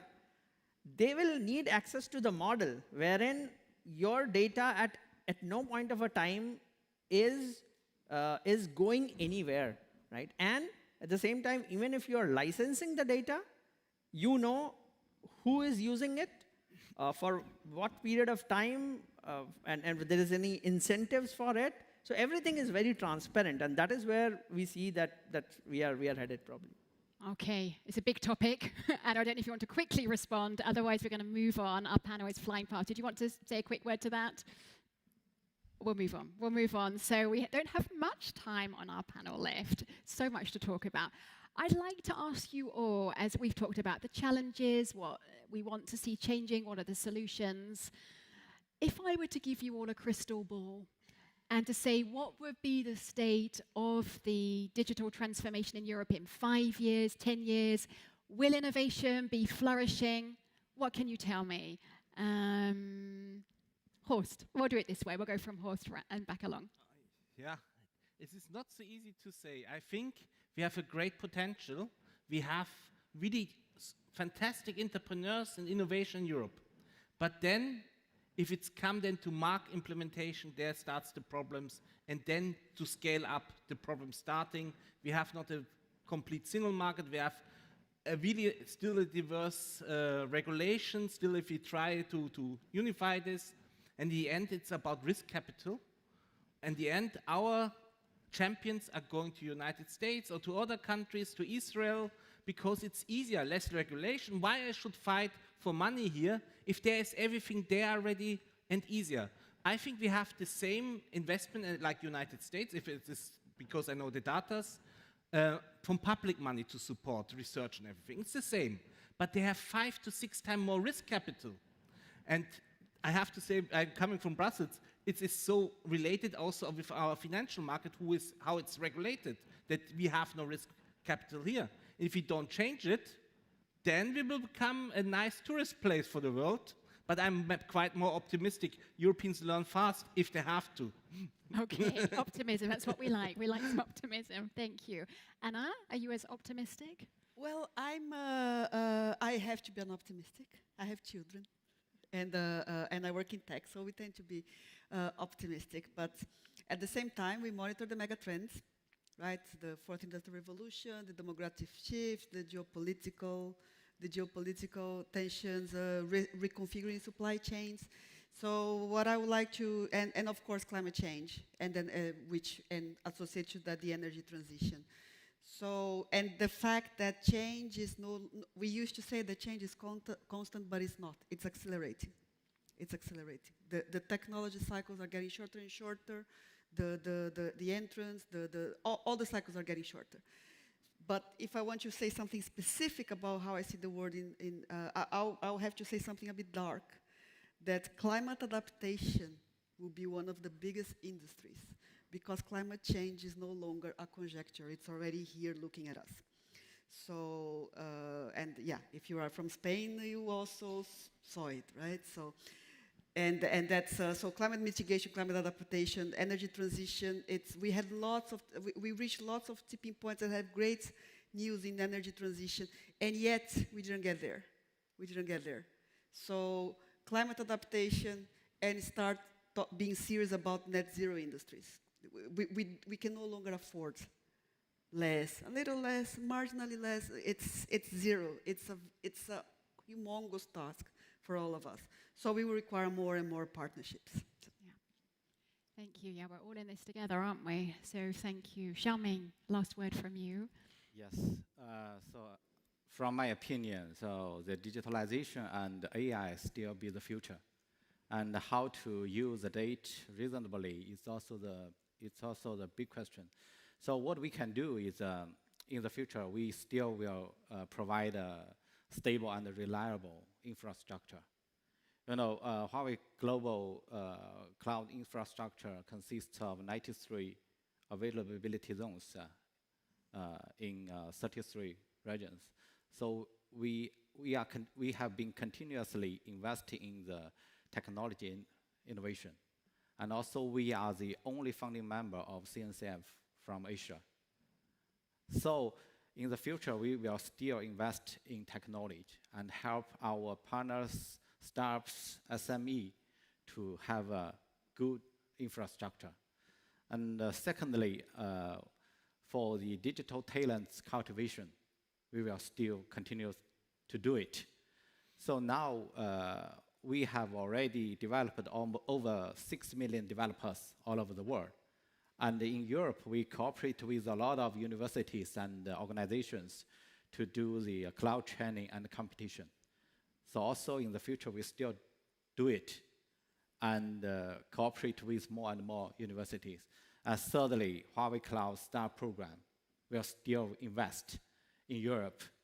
We will provide more resources, more training courses, and more cloud credits, and more technology and the technical support to help our startups to grow their revenue fast and steadily. Yes. Thank you. Gaurav. since you said crystal ball. Yeah, We're not going to hold you to this. It's just. But I'll rely on the giants. So Andrew Ng, father of modern AI, he said AI is going to be like electricity. So if data was the new oil, AI is the new electricity. And it's going to be ubiquitous. And that is where I see the mega trend now is that we are entering into a phase of hypercompute, where if we look at the history of compute, mainframes and then PCs and smartphones, and now we are looking at a phase wherein we are going to have such phenomenal compute capacity available that a lot of things which were impossible are going to happen. So in the next 5 years, I think the entire wish list wherein people thought this is impossible is going to be achieved. Or a 10-year time frame, I see more where it's moving more towards where the way we think about data and AI today, it will be the more ubiquitous thing will be, everything will be a model. Every company on earth is going to be a data company, and how it is going to work that for every thing, for every skill or every knowledge, it will be contained in models, wherein this will be an ecosystem where you will be able to literally license your skill as a model, and you will be able to make money out of it. And I'm not talking about just large organizations, even as an individual. What makes you special? What's the skill that you have? You will be able to license. For example, you, Naomi, maybe there could be a model of you, an AI model, which tomorrow you license to other channels, and it hosts on your behalf. It's quite a lot to take in, all of this change. Not all of us are ready for it. Thank you. Alexander, your vision. Yeah, it's pretty difficult to say what will be the future. So those who will definitely know it will be like very rich men, for sure. So the pace of innovation is like definitely speeding up, but I think that we have always intention, feeling that we like a bit overestimate what will be the change. So that happened several times in the past. So definitely what I see will be like significant increase in efficiency, how we do like basic things, which like we do every day, starting from like personal things to go into business. And like computing power and electricity and AI will play here a significant role, and the data as well. So here there will be the biggest question, how quickly this massive adoption of tools which make our life easier will do. So we've seen how quickly ChatGPT came into our life. And I believe there will be much more similar cases in the future. So, and like in like 3-5 years, there will be companies which are like, as Gaurav said correctly, is like all data companies, because there will be like models and like AI which communicate with another AI on like side of tax authorities, your partners, etc., and just making things done, and the human being will be a kind of orchestrator and the controlling person, like making the direction, like also having some insights out of metrics. So yeah, this is a kind of like bright future, nice future, which like I hope for, but depending on how we all will like, I would say, manage the innovation pace and development, it can go left or right. So and hope that we will be smart enough to take proper decision and like make technologies work for good but not for bad. Thank you so much. I think one thing we're all agreed on is the speed of change is incredible, and it's only going to get faster. So thank you. We are at time. Thank you so much, all of you, for your insight, for your expertise. We need this. We need these conversations and to be hearing from each other. So thank you. Please join me in thanking our panelists for being here with us. Thank you. Thank you, and it just leaves me to thank all of you watching online for being here too. We've heard about the challenges, the solutions, some thoughts on the future, And I hope that you've enjoyed this Euronews debate in partnership with Huawei as much as we have. Bye-bye.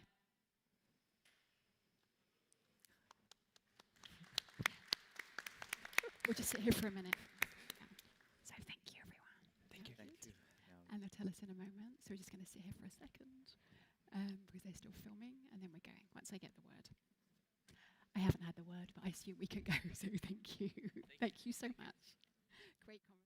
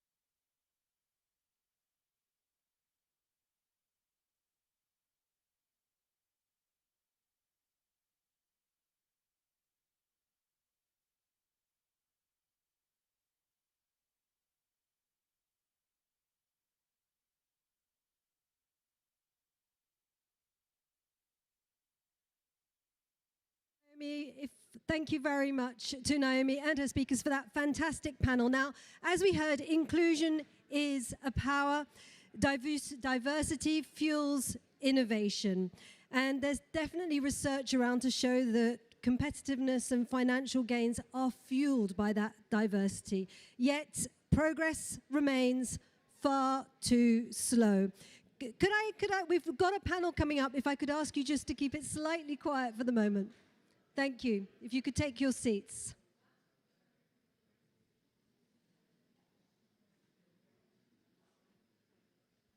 Thank you very much. So there has been progress, but as I was saying, it remains far too slow. Women only make up about 25% of the tech workforce globally, and just only 10% hold executive roles. Now, our upcoming panel brings together a powerhouse of female leaders from across Europe to share their insights on how to close these gaps and drive a sustainable, inclusive future in technology. Now, this conversation is being led by one of the most inspiring women I know, and I'm very proud to call her a friend. That is Berta Herrero, who is the founder and director of the European Leader Academy and head of diversity, equity, and inclusion for Europe at Huawei. Over to you, Berta.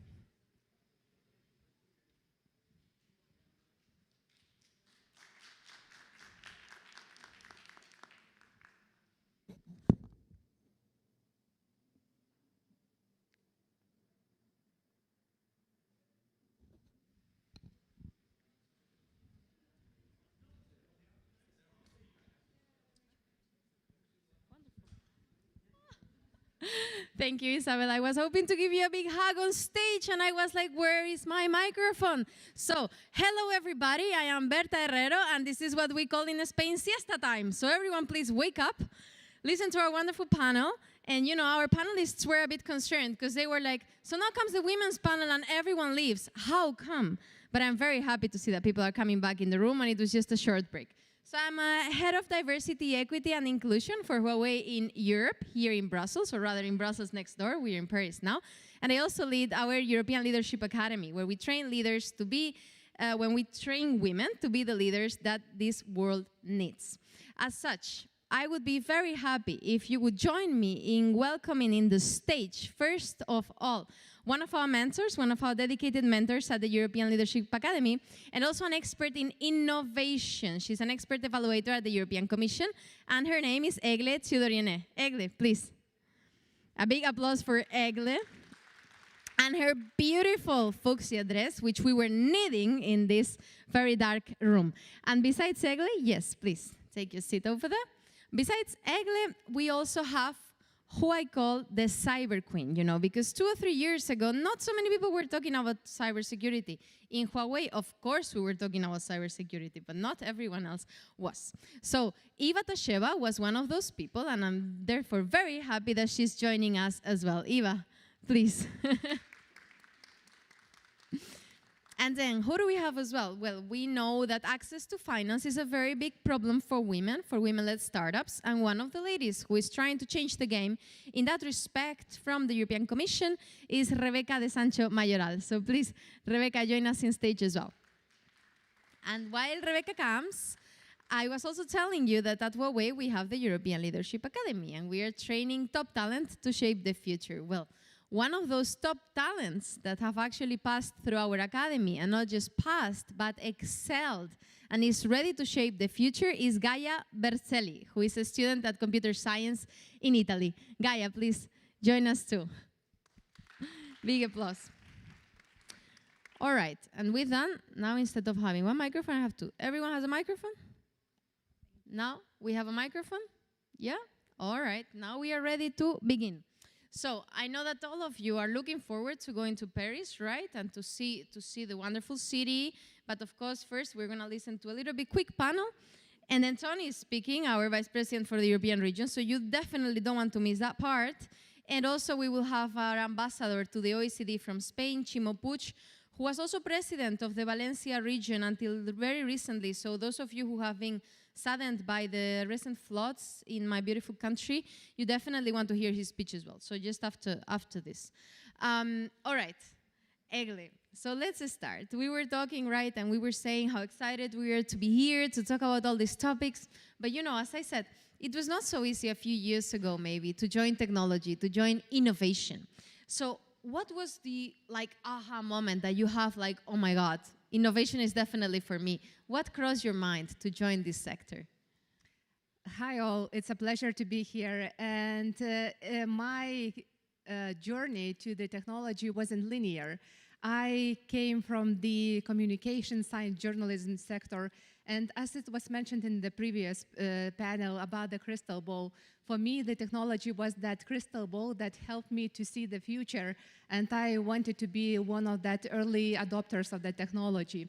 And this wouldn't happen without the trust of my mentors, of the people who trusted in me and who showed me the way how to create a business in technology. So I was invited by the venture capital fund in Lithuania to join them and to create the business in 3D printing. So one of the key investors into me, he said that it doesn't matter what your background is, the most important is how your will to change and to adapt quickly and to learn as quickly as possible. So within the given trust, I was doing as best as I can to move as fast as I could forward. So really the mentorship helps to create new ventures and to switch into the new positions. Mentorship changes lives, and you know that very well because you're now a great mentor for all of our students. So thank you, Egle. Now to you, Eva. So you did not only join tech, you joined cybersecurity when it wasn't cool. How did that happen? Yes, indeed. I think for many of us in security and in technology in general, the path is not as linear. My path started the other way around, though, from most of the people. So I didn't start learning about technology. I didn't start learning about IT. I started by trying to set up a business.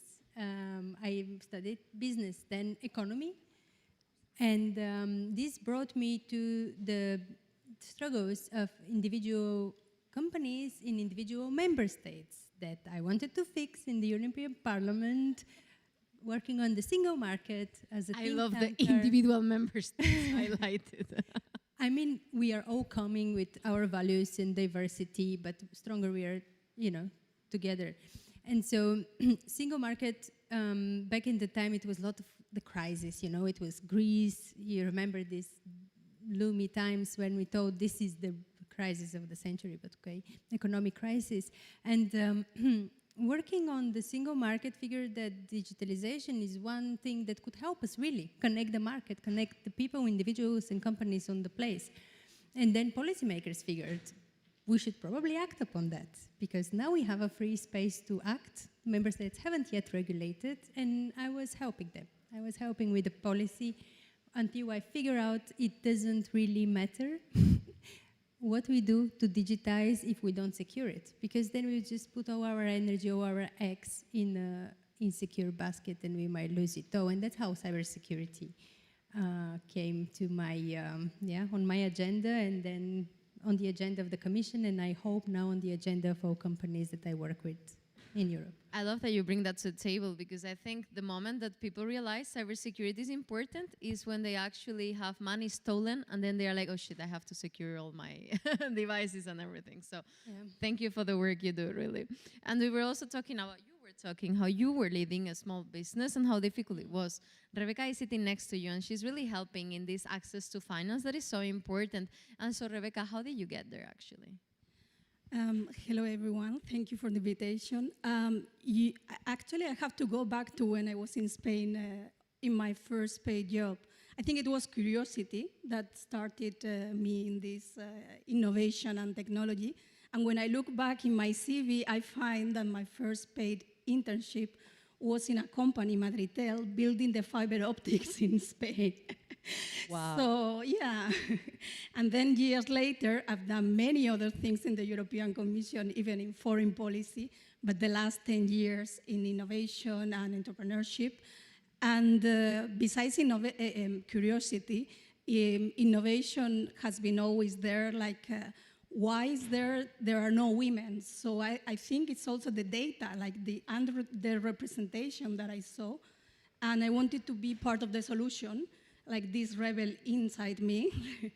And then I've been initiating many initiatives, also in the European Innovation Council, funding deep tech, and for women within this funding with a leadership program that is now in the 7th cohort. So I would say those two things, kind of an injustice why we don't have women there, and the rebel inside me, and the curiosity to find solutions to the problems and technology. Yeah. Very well done, rebel with a cause. So in Huawei, we say that talent unlocks potential, and Gaia is definitely one of those examples where she had immense talent, and then with some opportunities, she's gonna shape the world of tomorrow. But Gaia, why did you choose computer science? Well, first of all, thank you for having me. It's a pleasure to be here. And back to the question, it's a great one. And when I think about the beginning of my path in STEM, I always go back to a moment when I was in my final year of middle school, because back then I was only interested in art. I used art to express myself, to bring my ideas, my imagination into life, and I always thought that my life would be around art when I grew up. But then I had a professor, my technology professor. Some can say he was a very stubborn man, and once he told me, no, Gaia, you must pursue a STEM degree. You don't have to let other people's expectation hold you back from your capabilities, and that's what I did. I took a STEM degree, and I started studying computer engineering in university, and now I'm here. So I think everyone should have some mentors, as we were saying before, that pushes us where we don't even think we have the capability to do. So yeah, that's how it all began for me, with some mentors. How important it is to follow your dreams. You had an eye for creativity, and that led you to technology. I think it's a great example. How technology means freedom, as you also wrote in your essay. How technology means the chance to unleash your creativity as well and to change the world. So that's quite beautiful, Gaia. Thank you for that. And thank you for inspiring other women with your words. Egle, maybe back to you. So in Brussels, right, we love talking about the digital decade. It's like our favorite topic, the digital decade reports, the strategy every year, right? We improve it. But one of the goals of the digital decade strategy is actually to close the skills gap in tech, of course, and another one is to attract more women to the tech field. Then we could say that the third one would be to become a global hub for tech talent, so that the EU becomes an attracting pole for all tech talent available in the world. Okay, this sounds like a long shot, but we're trying to get there, right? So what's your opinion on this? How are we doing in terms of the digital strategy, the digital decade strategy? Yeah. So digital decade strategy aims to achieve 80% of the basic digital literacy among European Union citizens. So what's the situation currently right now? Northern countries already achieved 80% of the digital literacy, whereas eastern and southern part of the Europe lags behind a little bit, and they are in 55% of the digital literacy level. Though I can understand that especially in South, when you have such a beautiful culture, wine, food, is just not really that matters. It's technology. It's more about the enjoying yourself and the moment. But when it comes to the female places in the ICT sector, as it was mentioned by our hostess, around 20% and even less in the executive roles. So this is really an issue, and how we are changing this. First of all, we are doing and Digital European Academy hosted by you is for the 6th year in a row, right? Now we're going to the 7th edition. 7th. So for the 7 years in a row, Berta and Huawei's Digital Leadership Academy is really changing the future while inviting all the tech, not really even tech, but talents, female talents, in the life-changing opportunities. And I was for the first time this year in Warsaw, and it was an amazing experience. So if you have daughters, and if you already want to apply by yourself, do it, because it's a life-changing opportunity and to learn from the leaders. And research shows that the women who has the international leadership, mentorship experiences are going to be in the leadership roles as quick as possible, and it will be the shortcut to her career path.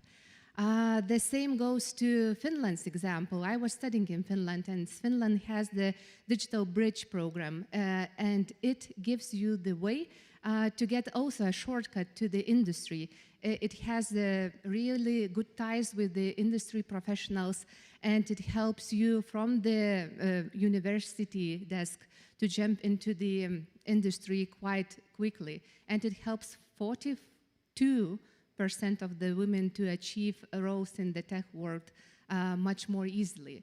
And since I am coming from the Baltic states, Estonia is again doing amazing things, and it achieved 33% of the women employed in the ICT sector by creating the opportunity to learn digital skills as smoothly, as quickly as we are learning math or reading at schools. It's fundamental. It's not something additional. Technology is not the additional curriculum at the school, but it's compulsory. And Lithuania, it has the Women Transition Program, Women Go Tech Program. And again, 80% of the women, with the help of the mentors, transitions themselves from the humanities to technology much more easily. So the three main key factors probably is for the digital decade to be implemented easily. It's education that aligns with the technology, not the professors who do not know about the AI and the students needs to explain them to them. But it has to be the mutual work. The same with the industry. Industry has to it has to be open to the young talents, to the emerging technologies, and to cooperate with the education sector. And of course, the mentorship and what Berta is doing. Berta is a role model for me. She's a mentor for me, and I'm inspired by her and by her achievements. And it's the way how the world works through the partnerships, contacts, and through the events like this, where we can grow together and create the partnerships together. Many thanks, Egle. Really, many thanks for your beautiful words. I have to say that all of our speakers here in the panel today are either alumni or mentors at the European Leadership Academy. Egle is one of them. And the future of technology is going to be so much brighter because of people like Egle, Eva, and Rebecca. And then Gaia is going to be, of course, in the driving seat. So many thanks for that. Now, moving on to Eva, because as we said, cybersecurity is a little bit specific within technology and somehow has even more problems to retain women, to attract women.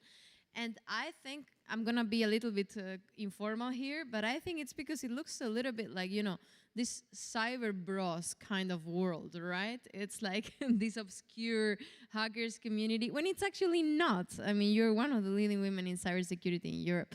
But tell us, what can we do actually to make, let's say, the cybersecurity sector more inclusive and more appealing as well for women to join it? Oh, we can do so much more. Really, one of the things that we discussed today and that's very effective, I see on the ground, is showing the successful models, roles, but also functions, right? So we have Women for Cyber Belgium. It's a chapter that we recently established formally, and we would now have formal members that would have direct access to, we already have mentorship, but also to role models to women that they can figure out, what do you do, right? Cybersecurity is a word that people told me, we should probably change the word. No one likes it. No one wants to. I have to agree with that, though. If you come up with a better word, please bring it to us. I call it business security when I pitch it to my clients because, okay, cyber is just an element, but it's a very small element of what you want to achieve because it's not against an attacker. You want to make sure your business, your identity, your personality, your house are secure, whatever is digital, right? It could also be information. So long story short, we definitely need to show more role models, but we also have to be a little bit more honest and open to speak about it. Because you cannot just all hide behind, yeah, I'm doing cybersecurity, it's confidential. Yes, of course, if you don't share what you do, you cannot inspire others to join the field. I love that, it's so true. Yeah, and then I also have misunderstandings within my community. We have partnership, and then suddenly I see everyone says they do something, but they don't do this thing. They do something else. But because it's the word of the day, so everyone jumps on the boat, but at the end, no one really knows who does what. So all this obscurity and complete confusion within the field, it's our fault. We should be more clear and stand out and be more open about what we do. We're no criminals. We're actually supposed to be the angels, right? Business angels. Giving us so many wonderful quotes. I'm really loving this information. But you're so right. And next time someone asks, right? Next time someone asks what I do, I'm gonna say it's confidential. It's so good. You're right. But so it's about changing the terminology, right? The language. And being open about it. Yeah, first by speaking openly, we can understand the same terminology, but not even speaking, so everyone is throwing words, no one understands anyone. So obviously this is not attractive to anyone. First, you feel it's too big of a field, right? It's economy. Economy is it's everything, yeah? You have from monetary policy, fiscal policy, you have all kind of economic fields. You cannot expect student coming to your company to know everything that happens in cyberspace and in the world beyond. It's just too big of an expectation. And then I would like to point out that we have to start valuing the real values, right?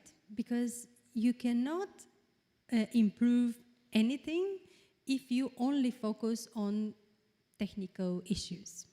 Yes, technical issues you need to figure out eventually, but you don't start there. What we secure is people, processes, and technology. If you don't understand anything of that, you're not going to get any far. So it's very important that we also give a space and also acknowledge that all these different sides of cybersecurity are important. And it's not only the coders that we are going to value. We are going to value the educators. We are going to value the business designers. We're going to value also and hold accountable our business leadership for their basic understanding of the needs to secure their business. So in a way, it's also rethinking a little bit what we value as a society. And I fully agree. And I have to tell you one thing, which is like in Huawei, every employee has to pass a cybersecurity test every year. So we take it very seriously, very seriously. Gaia, up to you then. So we were saying that you are actually one of these young talents who have chosen to join the tech field. You're in computer science. But have you encountered any challenges so far, even at your university, that you want to share with us, of course? Of course, and I can say that as much as I enjoy my journey in the tech sector, of course, it's not always been all smooth sailing, because you face many challenges. As one of the first problems I encountered is that setbacks are a natural part of the learning process. As we say in Italy, no one is born learned, so every bit of knowledge comes at a price. You have to be patient, make a lot of sacrifice, a lot of efforts to gain this knowledge that can help you shape the world as you want. Then I learned another thing, that not every time the situation has to be 100% under control, because it's exactly in this situation when the projects don't go as planned, when we learn other skills, such as adaptability, resilience, problem-solving skills, which are skills that are as important as technical knowledge itself. So, yes, these are the main ones, the ones that many people, men and women, encounter. But in addition to that, I think it's no secret that women encounter many more challenges. And an example can be underrepresentation and bias. So I would like to say to you that I didn't experience myself these kind of things, but I would be lying. Even during my studies, I met some professors that made assumption or just shown bias just because men still outnumber women in this field. So that's why I think it's important to let companies know how important it is to build diverse teams, because men and women have different perspectives, and I think combining them both, we can reach newer solution, a better solution. So I think women are essential, a key role in the companies, in teams. So yeah, these are the main challenges I encountered during my years, and I really wish for the world to be better, to be more inclusive and more sustainable also. But you're gonna build it now. Yeah, I see that. I hope so. Of course you are. Eva, you want to say something very quickly, Yes, or can I go to... Very quickly, just to react that I think we should no longer have to explain that we add value. I think it's obvious. There are studies. McKinsey has great statistics that I usually use. So diverse teams do bring better results and better products. That's clear. But now let's figure out how to bring more diversity in teams and not look at the convenience of just speaking the same thing with people that think the same way as you. Let's, for example, respect women in maternity leave and when they come back to the office. That's also very important. So we can all play a little bit part here. But okay, Rebecca, to you. So we were saying access to finance is really one of the challenges for women-led startups. It's all about the money, as we say.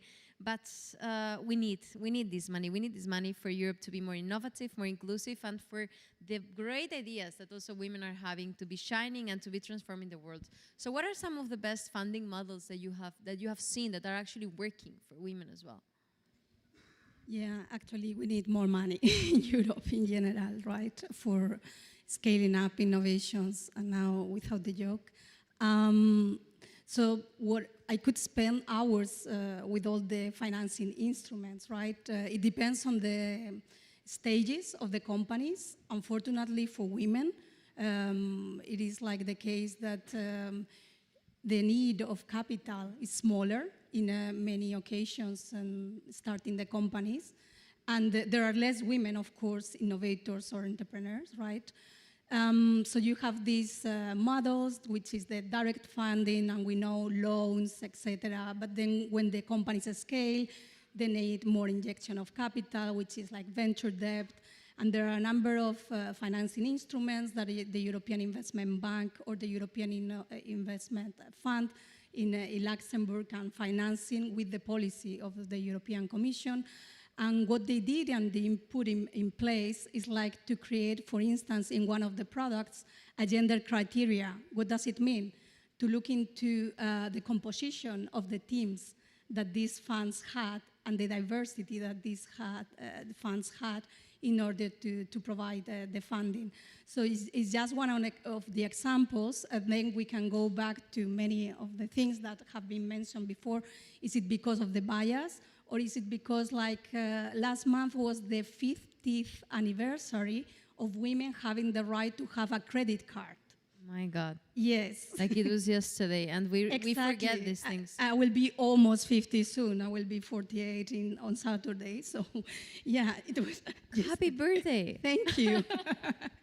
So imagine, like, looking back to our grandmas, and yeah, is it because are we coming from there? And it seems like so impossible because, yeah, we don't have the ecosystem in place. So going back to the financial instruments, what I was thinking in many conversations, it has been the idea to create a specific fund dedicated to female ventures or with different stages of growth. That would be great. Yeah. That would be great. I agree. European Commission listening to us, please implement. Yeah, and it didn't fly in the end. There are many reasons and opposition to that. I will be very happy if one day we can see that. It can be made also at national level with different instruments.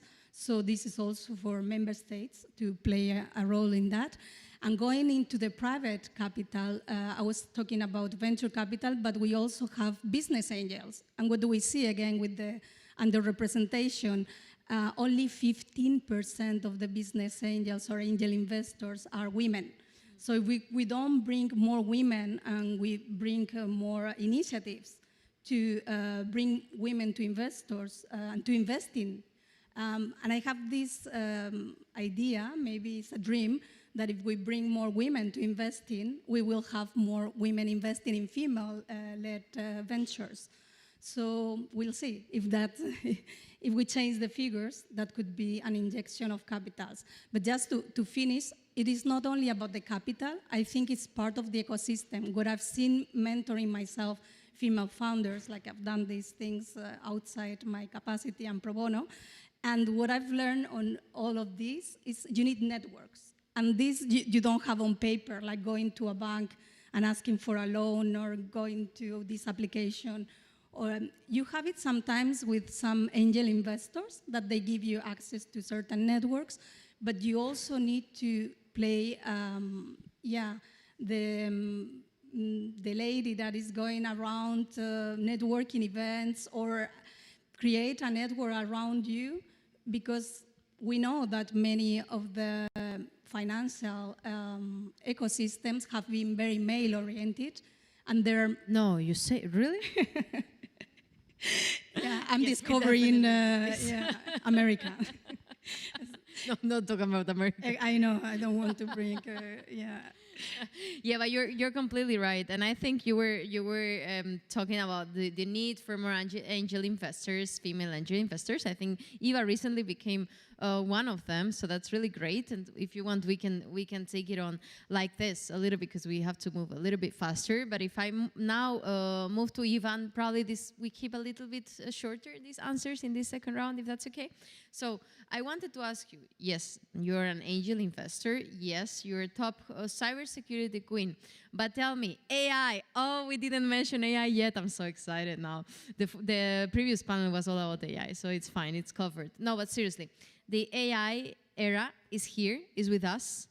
how is this going to impact actually cybersecurity? Because we learned at our summer school in Warsaw that actually the threats are going to become bigger, but also the responses can be more effective too, Eva. So how do you see this, and how do you see the women playing a role in this new era, AI era?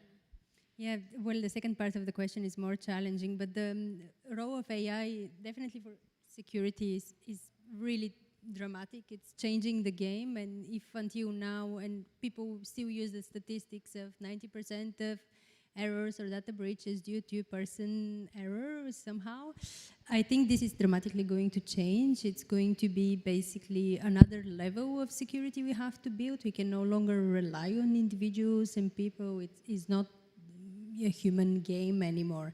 So we have to face different kind of threat, and we cannot rely on individuals to face it. But on the positive side, already in Belgium, we see 30% of AI is used for security, for the pure purpose of network monitoring, answering, the malware detection, some anomalies within the organization. So it's heavily used for security as well, and it's in a way also supports what we always complain about, the human shortage, right? The talent shortage, because as long as I like my field to a certain extent, there are also jobs that are really repetitive and specialized, and these jobs we don't have enough people to lock in a room to look at logs, so it's good to have AI to support us in that sense. Now, the role of women, I wonder, I hope women are going to be more involved in developing the AI, because then eventually the way you develop it would serve one or another group, right? Up until now, everything is in English, so clearly one group of people, English, Anglophone, more advanced. But if we don't include women in integrating into the AI development, then the AI again would serve the problems that not everyone faces, right? So we have to make sure that we also have a say and we develop AI. And now that I think I'm an angel investor, but I didn't necessarily invest in women. It was not something cautious.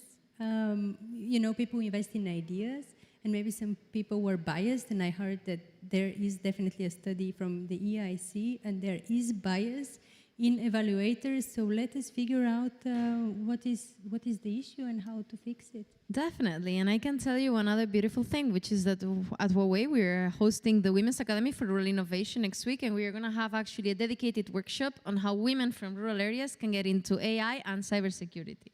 So that's gonna be an interesting one. Okay, ladies, so let's move a little bit. Couple last questions, right? And I think we have now Gaia coming up. So Gaia, very quickly.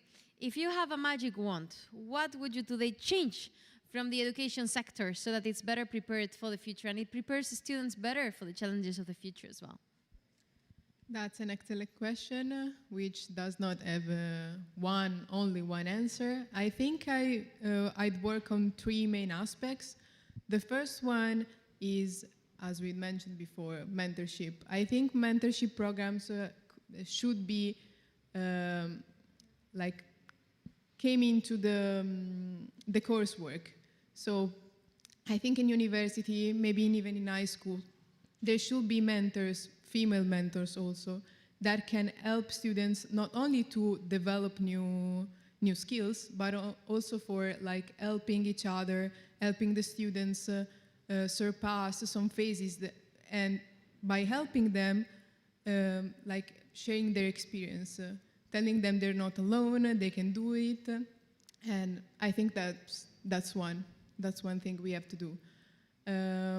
Then I think there's another thing I would have loved to experience more in my years in university, maybe to an extent even in high school, and I'm talking about a collaborative project-based learning attempt, because I didn't do many group projects in my 3 years of university. I think that's a shame, because they help you develop skills such as communication, teamwork, problem solving. And it's real life. Yeah, so truly mirrors the real life tech environment. I think that's really important. I didn't experience it as much as I would have loved to, so it's something I'd integrate.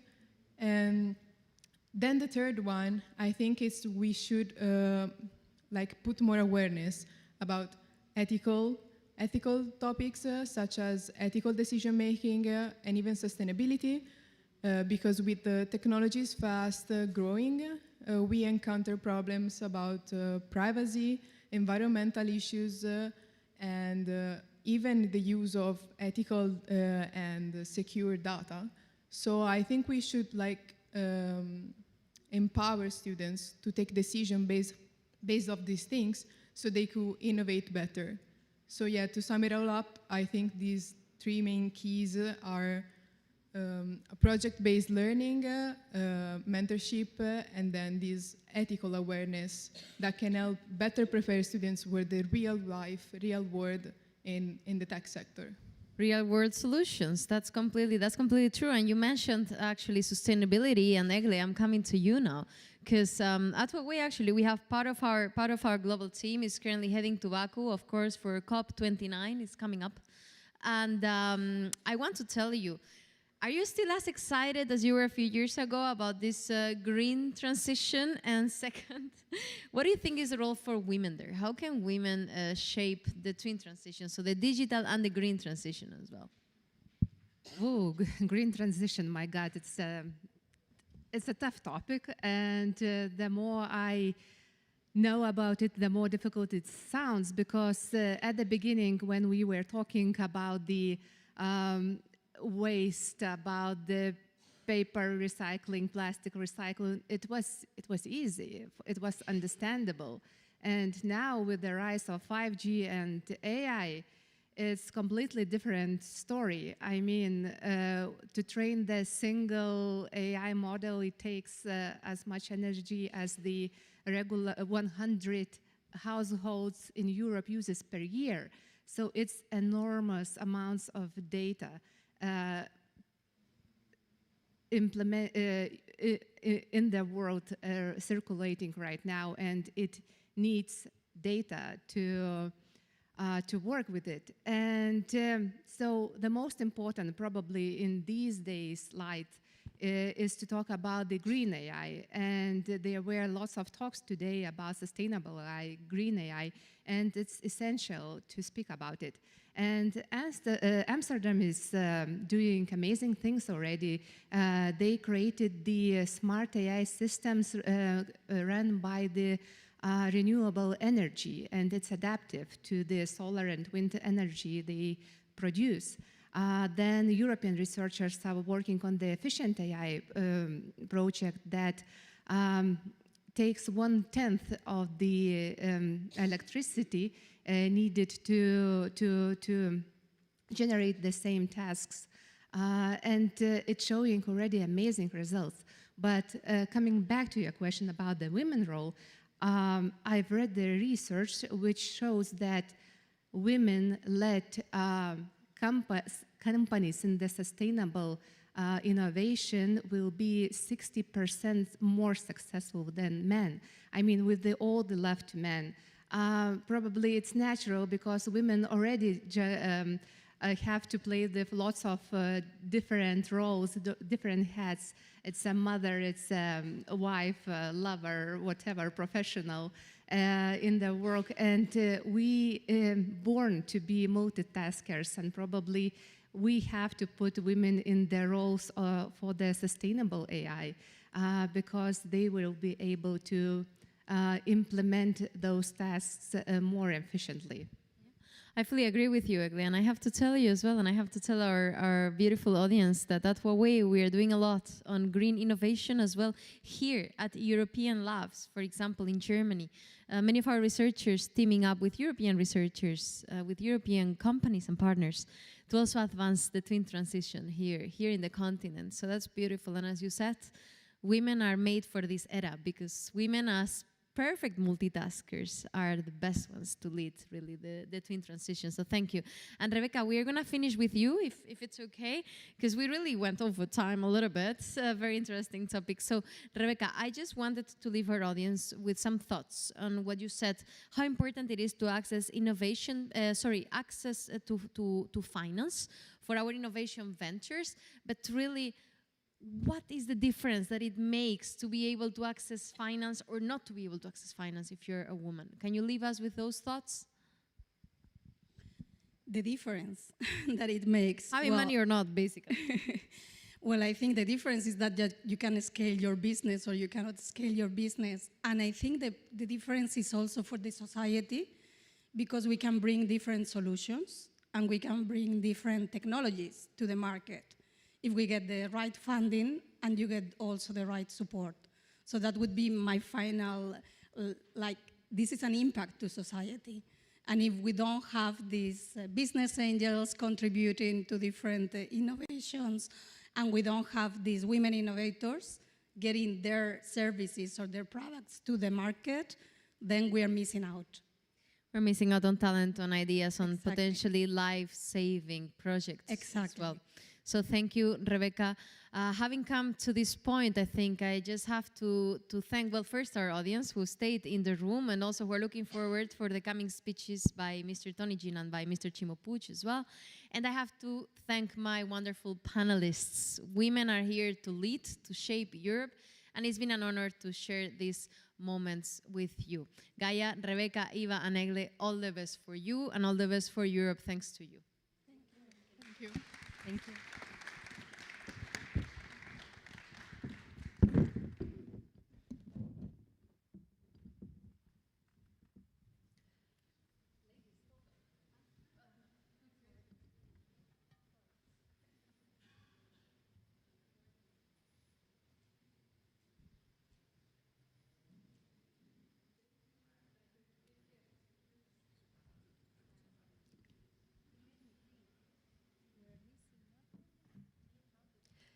Thanks so much, Berta. And Berta, don't run away because we're going to need you.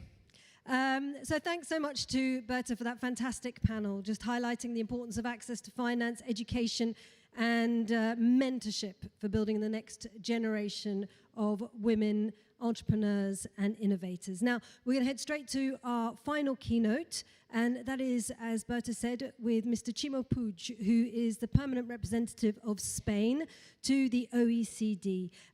As Berta also said, he's a Spanish politician, very influential in the community of Valencia, not least aiming to make the region a leader in renewable energy. Highlighted again how important that is just recently with the tragic events there. A big thank you. Berta is staying on to do some translation. A warm welcome, please, to Mr. Puig.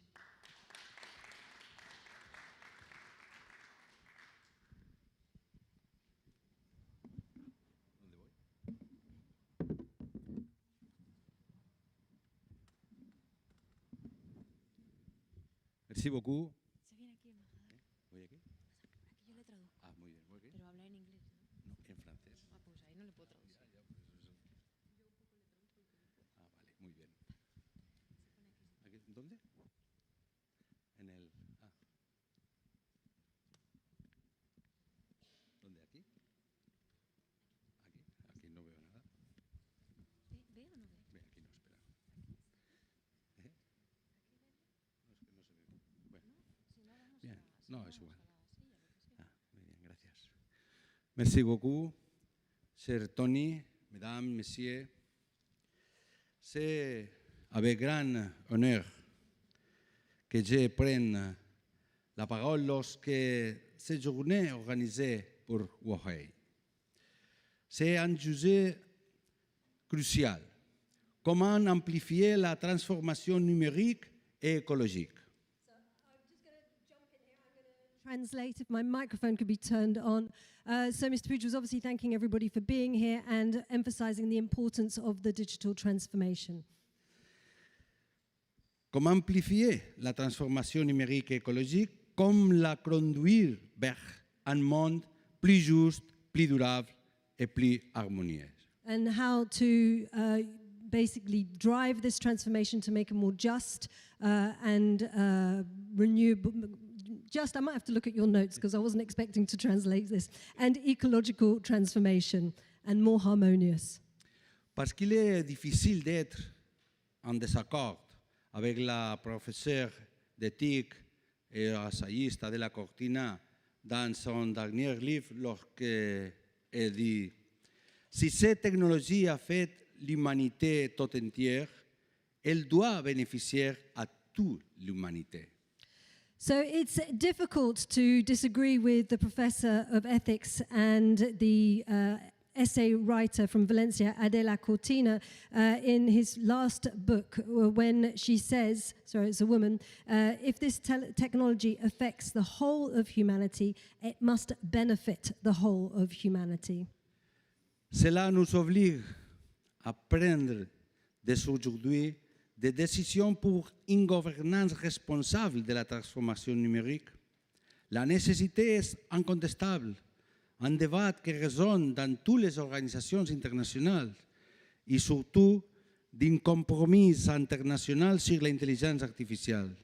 La question n'est pas seulement encourager l'innovation. So that obliges us today to take decisions when it comes to governments, responsible governments, and the digital transformation. And this necessity is undeniable.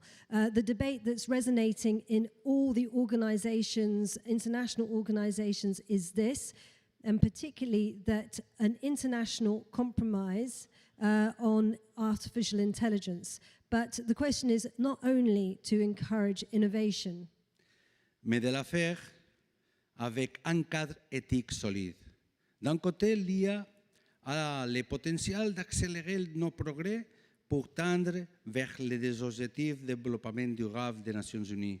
D'autre part, toutefois, sans un accord global sur sa gouvernance, elle pourrait également amplifier les inégalités tant au sein des sociétés qu'entre les nations. Because this has to be done in an ethical framework. On one side, AI has the potential to accelerate our progress and help us reach our objectives when it comes to renewable resources of the United Nations and renewable development. But on the other hand, without a global agreement on its governance, it could amplify inequality, not only in our societies, but between nations.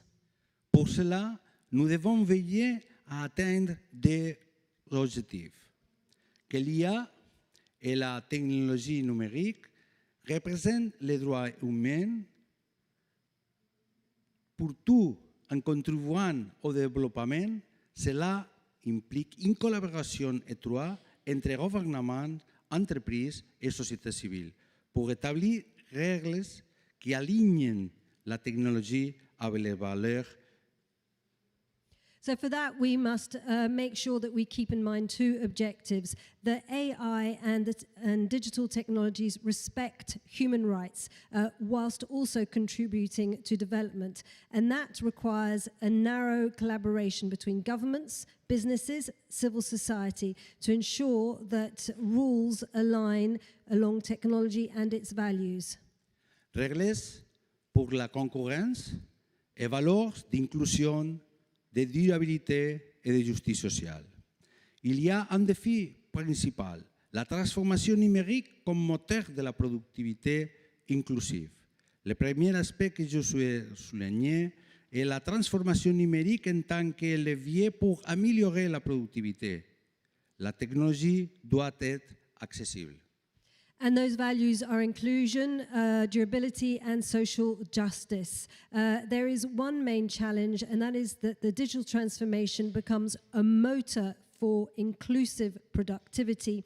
And the first aspect that I would like to underline is that the digital transformation has to be able to leverage better productivity, and that technology has to be accessible.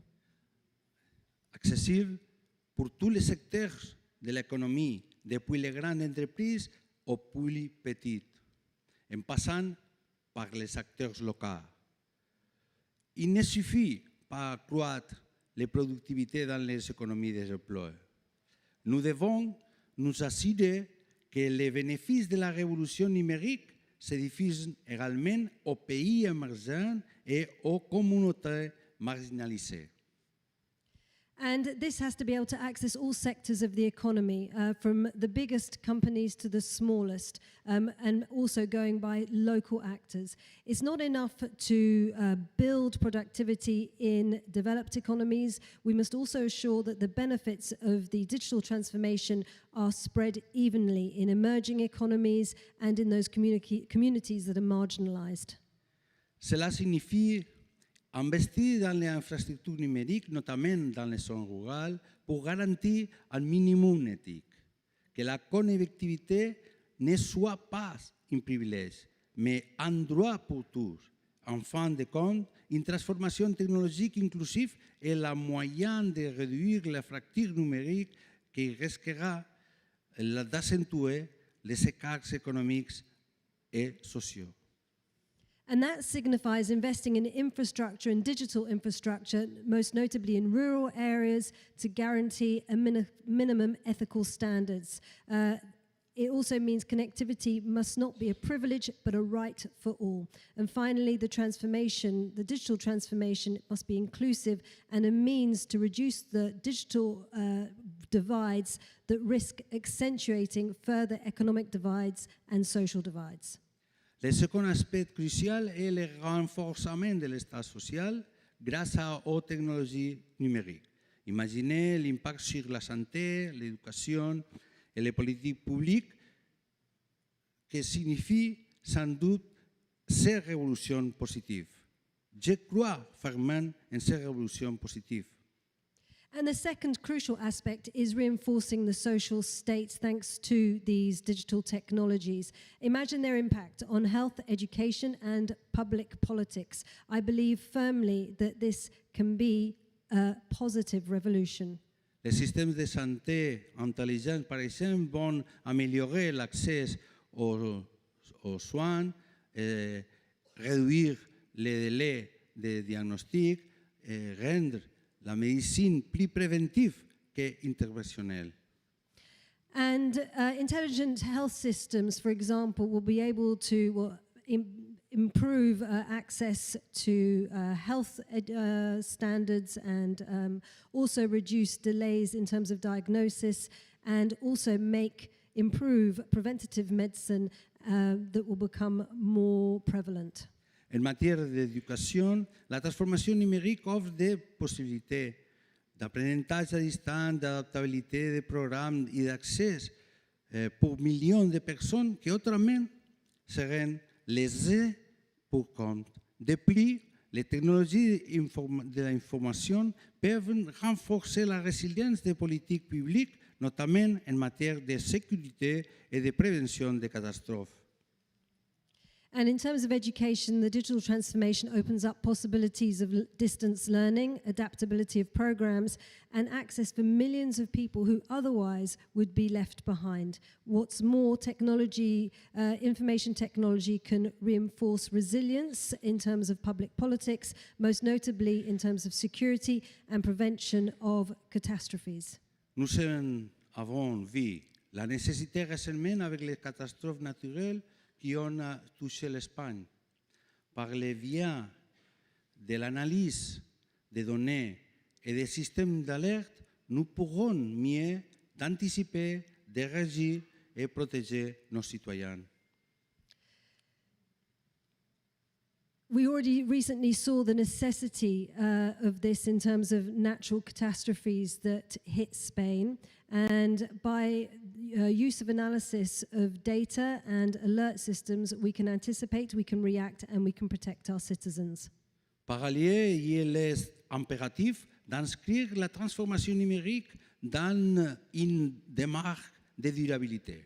Les technologies vertes, l'efficacité énergétique des centres de données et l'optimisation des réseaux électriques sont exemples pour soutenir avec l'IA la lutte contre les changements climatiques.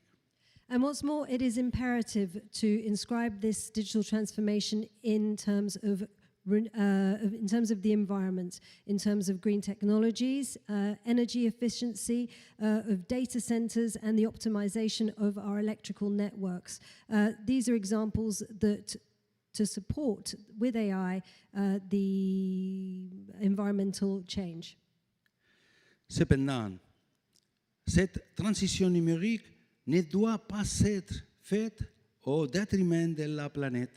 Nous avons des obligations éthiques, développer des technologies respectueuses de l'environnement et de promouvoir des modèles économiques circulaires pour réduire l'empreinte carbone du secteur technologique lui-même.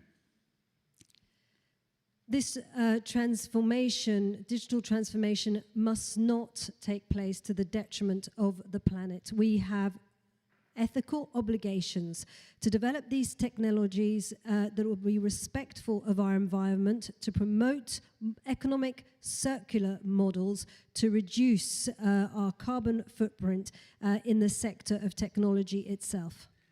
En conclusion, la transformation numérique est un nouveau mécanisme permettant d'atteindre un monde plus démocratique et équitable.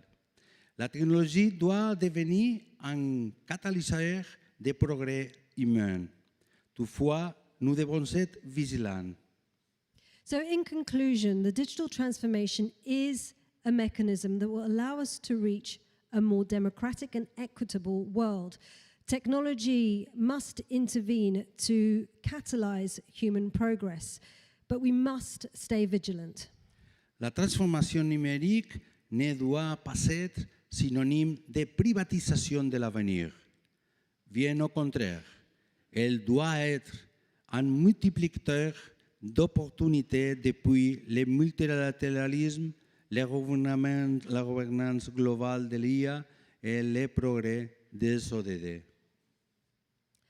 The digital transformation must not become a synonym for the privatization of our future. Very much on the contrary, it must become a multiplier of opportunities because of multilateralism, global governments, and AI to allow progress. Pour finir, le défi que nous rassemble aujourd'hui est considéré comme nous pouvons amplifier cette transformation numérique pour en faire un vecteur de changement positif, une avancée pour nos sociétés, nos économies et notre planète, c'est-à-dire plus de productivité et plus d'humanité, science et conscience. And to end, the challenge that is bringing us all together is to consider how we can amplify this transformation, this digital transformation, to become a vector of positive change, something to bring our societies, our economies, and our planets forward, to allow them to progress. That is to say, more productivity, more humanity, science, and conscience. Thank you. Merci Thank you beaucoup. very much. Merci beaucoup. Thank you very much.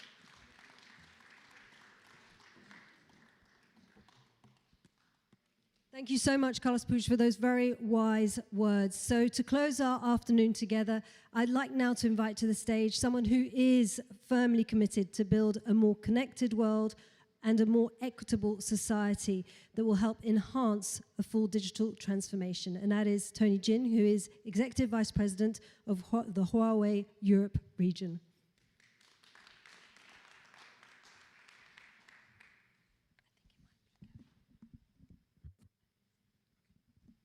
Okay, perfect. We have a long discussions and almost the end. I will shorten my closing speech, okay?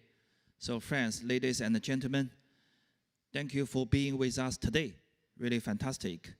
I want to extend a very special thanks to our incredible keynote speakers, Jesus Gonzalez, Nicola Caputo, Ambassador Shimupush, and Logan Lafourche, whose insights have sparked deep reflections on digital transformations.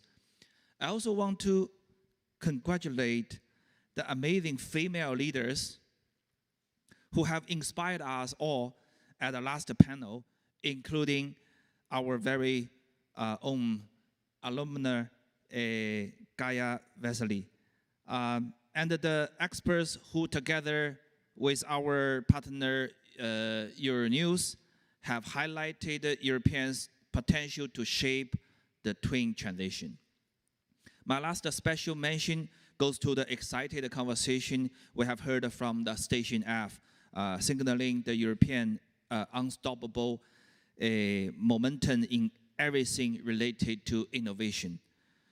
I'm proud to represent the company Huawei that supports the young talents, cherishes women's unlimited potentials, and starts by the European innovation in their core for a more sustainable and inclusive future. It's an honor for me to be here in this beautiful Paris city 1 year more. And this time, I believe that we are on the brink of something extraordinary. Technology is no longer just a tool. It's the very backbone of how we work, connect, learn, and care for others. Digital transformation is not a trend. It's the cornerstone of a future where Europe leads in innovations, competitiveness, and the quality of life. At Huawei, we are proud to be part of this vision, empowering industries and communities to build smarter, more connected society. With our advancement in 5G, cloud computing, AI, and also many other enterprise solutions, we are deeply committed to support Europe's digital aspirations. From healthy care that increases patients' healing, chance of healing, to education that opens a new door for learnings, or transportations solutions that are greener and smarter. So our innovations are already shaping the future right here, right now, from Paris to Madrid to Rome to Helsinki. But perhaps the most powerful impact we can have is by supporting the European SMEs, which are at the heart of our economy. They face the challenges, real challenges, and Huawei is here to help. Take the story of a family-owned retail business in France. By adopting our cloud-based inventory management, they reduce the cost, expand online, and create new jobs. And this is exactly the power of technologies to transform lives. So we are also empowering business through the digital skills, training, and the strategic partnership. We already talked about that, ensuring that SMCs not only survive, but thrive in this digital age. Together, we are able to build a resilient, inclusive, and a dynamic digital economy across Europe. Today, I'd like to urge all of you to embrace an open and collaborative approach to digital innovations, not just as a promise, but as a force for positive change. By thoughtfully integrating technologies from different providers and diverse geographical origins, we can create a Europe that not only more connected, but also more inclusive and sustainable. Where costs go down and the life stops getting more expensive, a Europe that delivers, and a Europe that lives up to its promise of united in diversity. Together, we can build a future where innovation empowers every individual, family, and organizations to conquer their dreams. I leave you with our final messages. Huawei is in Europe, for all the challenges we share. From the cost of living crisis to the fight against climate change. Huawei is part of the solutions and a proud trusted partner of thousands of business and millions of European consumers across the whole continent. Finally, We should have a nice day in Paris. Thank you. Thank you very much.